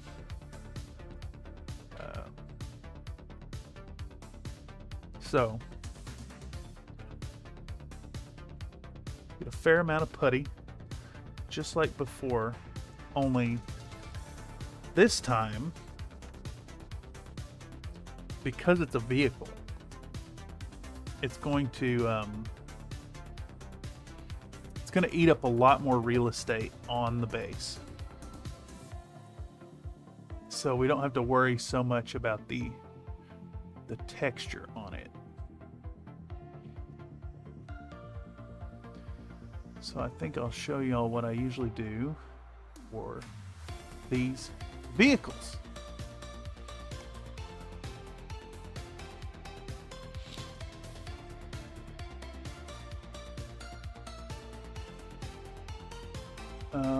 Yeah. I cannot believe how long this is taking. I had forgotten what a chore working on these bases actually is. But I think with these 3 different elements here, working with the vehicle, working with the one without the built-in base, and then working with the one with the base, will illustrate all the necessary elements. Alright, so we're going to moisten up our green stuff, and we're going to kind of get our tank nice and lined up. It looks like the wheels just fit the base. Just so. And we're going to lightly press it into the base and then remove it. So that's going to give us this idea of how much space to either side we need. And then I'm going to take my sculpting tools, like long edge here, and I'm going to start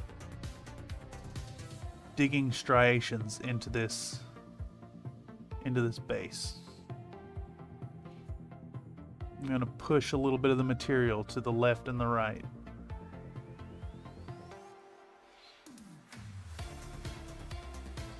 So the idea is to start turning this into a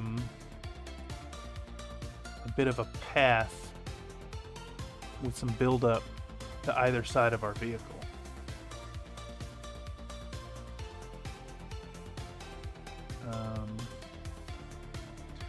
Like it's a big ass tank going down a narrow 1-lane dirt road type situation.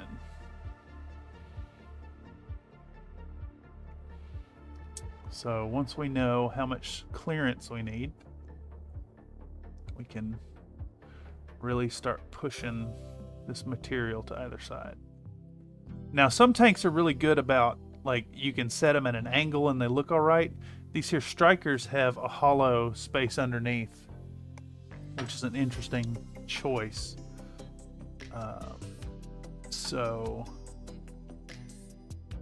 we can't really risk exposing the underside without doing some hefty sculpting on the vehicle itself. But anyhow, now I've got this pathway kind of cut into it, and we're going to go back to digging these striations. And I mean, you know, it's not accurate. It's more reminiscent of like wagon ruts than anything, but the idea is just to create another texture on this base that evokes movement, evokes this lateral movement across the base. So we'll do that. Just cut it in there. Doesn't have to be perfect because this tank is gonna like take up the majority of that. 99% of this you're not gonna see, at least the portion under the tank. So we'll dig into it. And honestly, those ruts are good enough.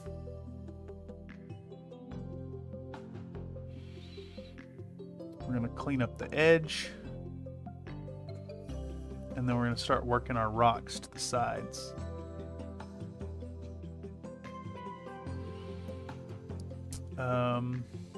Yeah, unfortunately, I'm not going to get to... I don't think I'm going to get to sculpting a little vehicle. I could, you know, I'll do it before we call the stream. I just want to illustrate all the individual portions that go into preparing a set like I do. So here we're just creating a little buildup to either side of the vehicle. It's going to look like it's, you know, hugging some rocks. Maybe traveling down a pathway that's a little too small just about for a 40-ton tank. I think a striker's 40 tons. There might be 30.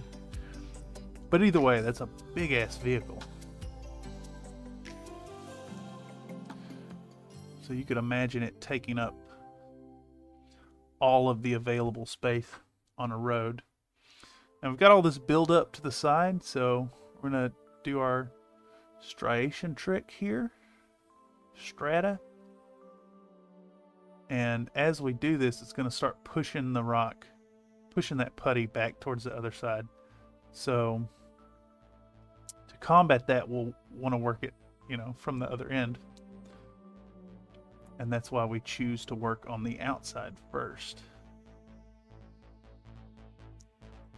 And then when we push it back, we've got that nice detail cut into it from before. And it's, you know, vaguely rock-ish. All right, and it's good enough. And that's all we're asking for here. So, a little bit of our soapy water. And we're gonna make sure our tank is gonna fit. We're not gonna push it down yet. You just wanna make sure it fits in the rocks, and it does. And then we're gonna go to these connection points right across here and right across here. Nice gloopy glop of glue. And then we're gonna gently smush it. We're gonna line up the wheels again. Gently smoosh it in.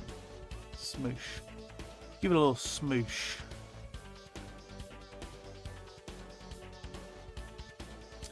I don't like the way that front is interacting. We're gonna try to remove a little excess glue quickly. Quick swipe, not let that paper towel stick, because there's like that whole roller in the front really kind of sucks for detail, but I guess we can combat it by pushing down that front a little extra. But yeah, there we go. We got this tank. This tank is on a bit of road, and in hindsight, it looks like you can't see any of that texture except for this very back bit. So I think on the next striker we can save a little effort there. But while we have the glue out, let's get the turret on. And this one is, kind of picture this one just aiming straight ahead. I know it's fun to have nice dynamic poses, but this set is kind of turning out to be very static.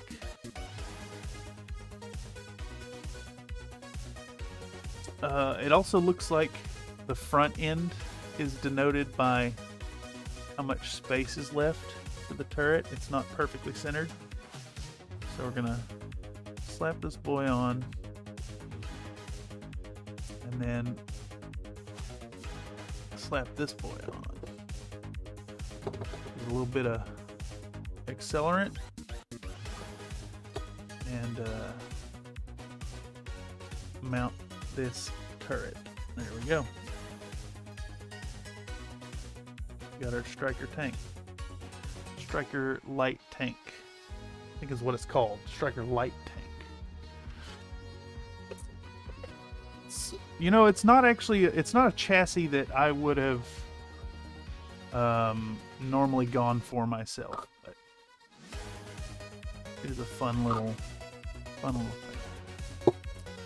All right, so before I call this stream for the evening, I want to put together a fun little piece of bonus content here and show y'all what I do with excess putty. I always try to put a little bit extra and do one of these while I'm sculpting. So I think I'll make a little Jeep.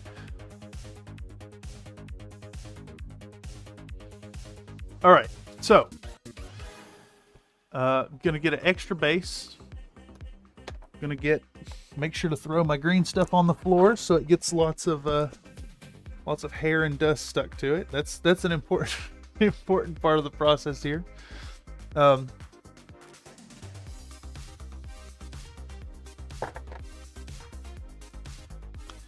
a little lump of putty.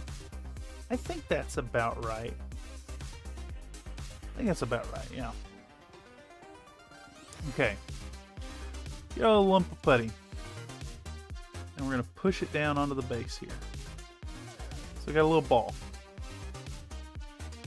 I'm going to grab a hobby knife that my camera will not focus on for nothing. Focus on that. Thank you. Do one of those. Get our hobby knife. Nice sharp edge on it. Most importantly, it's a flat edge on it. And we're going to push down what will be the hood first. And then I think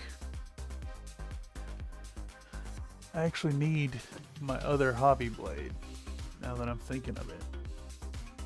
And I have no idea where it's at. This one's really narrow. Anyhow, I'm going to work the sides of this thing. Actually, this fissure between, we're going to need to roll this smooth. Make sure we have a smooth ball to begin with. Starting over. By starting over now, I'm going to save myself some headache here in a moment. Make sure there's no fissures. Ah, yes. Whole bunch of motorcycles going by. They must be escorting a politician.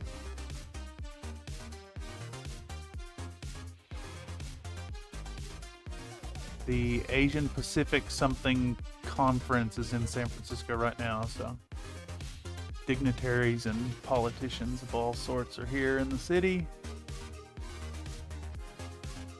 And they need escort. Alright, so we got our little ball stuck down. And we're going to take the flat of our hobby blade and try and square off them edges. Or begin squaring off the edge. Keep working down that front.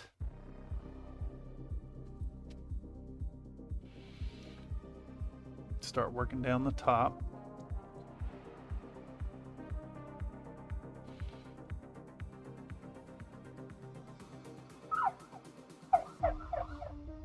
Yay!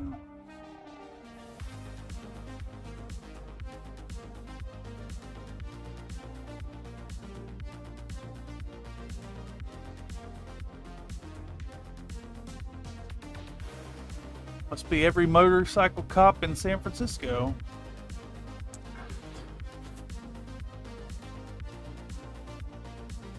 All right, so again, we're working on flattening things using the flat of the blade, creating flat edges. It also seems like I may have worked some saliva underneath this ball somehow, which really sucks. So it could threaten to come free. All right, we're going to push down the back and start building out the boot. And we're still just thinking in planes right now.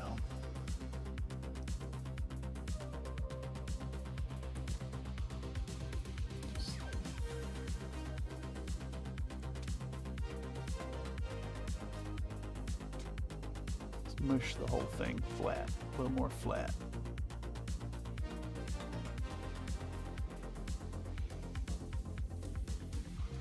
So each pass here, we're creating more planes. We're forming out the hood, We're forming out the windshield. I'm going to give a little bit of a tilt to the sides there.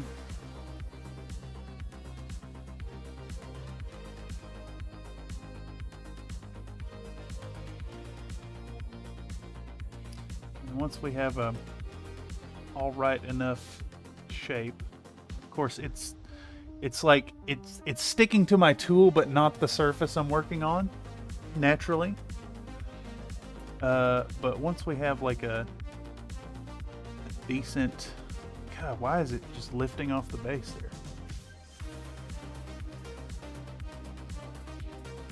there? Once we have a decent shape, now we're going to go in and use the tippy tip of our knife here, and we're going to carve in wheels basically, or the shape of wheels. And this is an opportunity where we can jam the putty back down on the base where it has come free of the base. You know, like I said earlier, when you're working with green stuff, it likes to stick to everything but where you need it to stick. So we're going to take this opportunity as we're carving in our little tiny wheels. We're going to jam in there and try to get it to stick back to the surface that it's just refusing to stick to. So I'm actually going to lift the whole thing and get rid of the saliva that has wormed its way underneath it somehow.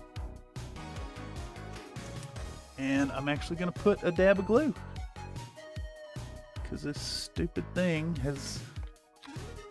will not cooperate. And we're going to glue it to the base. That's what we're going to do.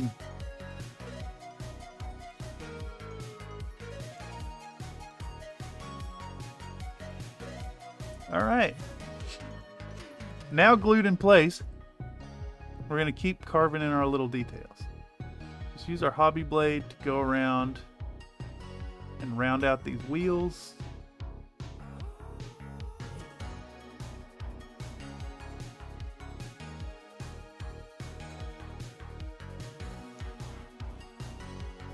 And is this in scale? I don't know. Who cares? It's small. I think my my sense of scale for these little cars is, can a battle mech stomp on it? Alright. We're going to go back in once again and reshape. Just keep taking the flat of our hobby knife and shaping stuff. Alright, that's good enough. And now we'll take the blade of the blade, and we're going to put a few little details on it, like a bumper. So we're just going to gently go around the side here and create a line. And we want a front bumper as well. So we're going to gently go around the front as well. There we go. We want a door. Make sure to drop it too. That's important. We want a door on either end. So we're going to take just the very tip of our hobby knife and carve a panel there. Flip it around to the other side. Do the same deal. Carve a little tiny line. Hit record again.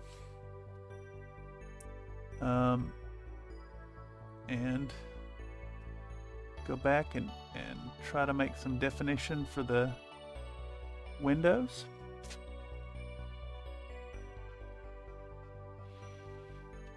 All right. Now, this part's a little rough, but we're gonna take our hobby knife just like we did the the panel line for the door. And we're going to carve in a line to delineate the windshield. There we go. And the 2 windows on the side.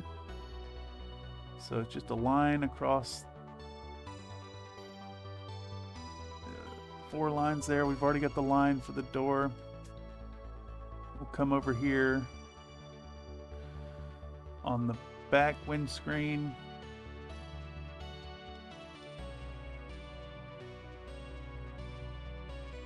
And then on the other door here. And despite my gluing this thing down, it's lifting off the base again, which is really annoying.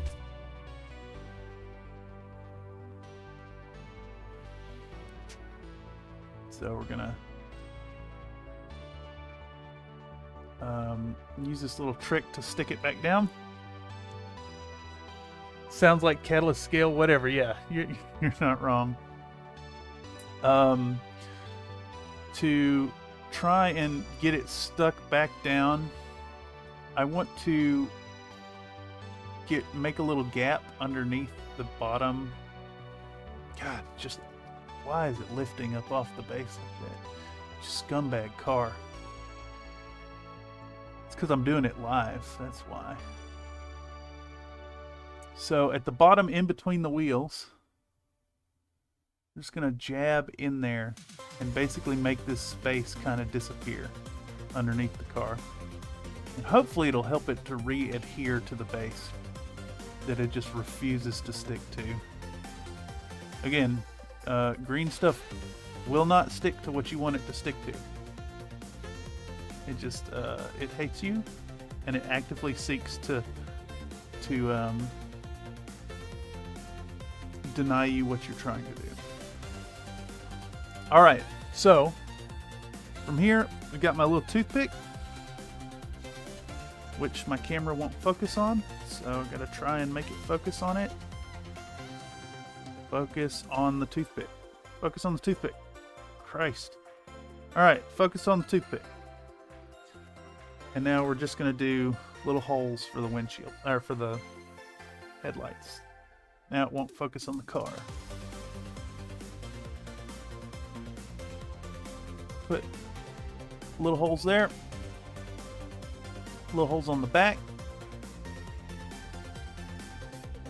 And then I like to go in to the front and put 3 or 4 little vertical slits. I did 5 that time. And I'm sure y'all probably can't really see that too well on the stream, but basically with that, you got this little car.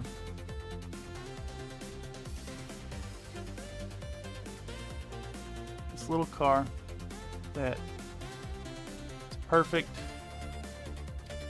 for a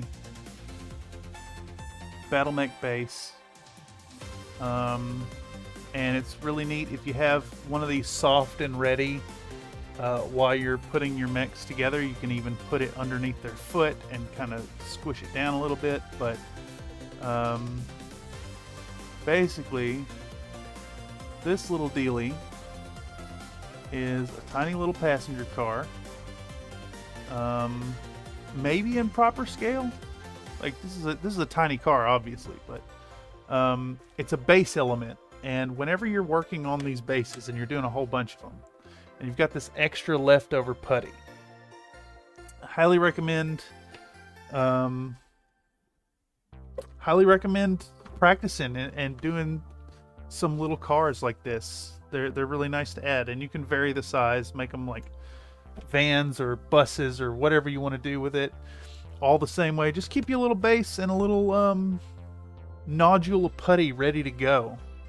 And what did that take? That took about 17 minutes, 15 minutes to sculpt that up. Easy. I haven't done one in a hot minute, but they're real fun to do. And hey, you should definitely try it out. So, in recapping of the stream tonight, we have talked about putting a model on a base that has no integral base, putting a model on a hex base that doesn't have the integral Ironwind metal base. We've talked about integrating the integral IWM base with these proxy model bases. And we've talked about basing the vehicle. So I've still got 3 more models that need to get on bases. That just took 3 hours to get to this point. So I don't think I'm going to continue streaming that, but I'm going to do these tonight. We're going to be right back tomorrow, same time, same place, 6 p.m. Pacific Standard Time. I'm going to start painting these models up.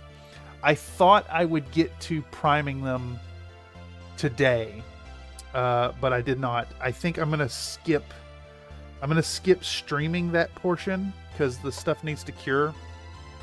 I'll do it tonight. I'll record it for the video, but these are going to come out as a video. Plus, again, if you're in the San Francisco Bay Area and you want to come out and roll some dice, I'm intent to be down at Games of Berkeley this Sunday at 12 o'clock.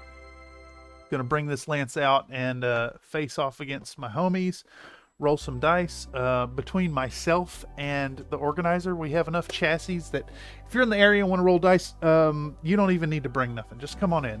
$5 entry to access the gaming area, and that also helps, cover operating costs of the FLGS. So yeah, if you're not already a member of the Discord, check out the description of this video for a link, or check us out over at countryfriedminis.com. You can find some information there, including the stream schedule. We got some more fun stream stuff coming up in the future, and speaking of that, I'd be remiss if I didn't take a moment to mention that for as little as $1 a month, you can sponsor this channel in channel membership, or check us out over at Patreon. There's a link in the description for that as well. Channel members and patrons all get priority access when doing community stream events, such as our Clash bi-weekly Infinity gaming live on Tabletop Simulator, or future Tabletop Tuesday, Tabletop RPG events. We might do some funnels, some level 0 funnels of Dungeon Crawl Classics, and get some community members in on that. I think it'll be a ton of fun. In any case, I've been Cameron on behalf of Country Fried Minis, here in the Bullshit Corner 2.0, working on another project. We're going to have some fun video stuff coming out soon. I want y'all to remember to be happy while you're painting, and also to remember that your participation here in these live stream events and here on the channel makes me happy while I'm painting. Catch y'all tomorrow, 6 p.m. PST, while we paint up these boys. We're going to bust out the airbrush and talk about some techniques with the airbrush. Seismic says, do not see a Patreon link. Oh, I might have not added it to the description. Well, in that case, if you check out the channel, Country Fried Minis, there is a Patreon link there. It's up on various places. You can check it out at countryfriedminis.com, which is also a website where I'll do occasional blog posts so you can keep up. So the website is basically Patreon light for folks who don't want to put money into this effort. That said, I'm not asking that every one of you put money in. The best thing you can do to support the channel is show up, check out the content. So let me know what you think in the comments down below. I'll have some fun stuff out soon. And without further ado and all that waffling, I will call it a night. I'm going to wrap these up and we'll get to painting them tomorrow. In any case, this is again Cameron on behalf of Country Fried Minis, and I will catch y'all next time. See you later. Bye-bye.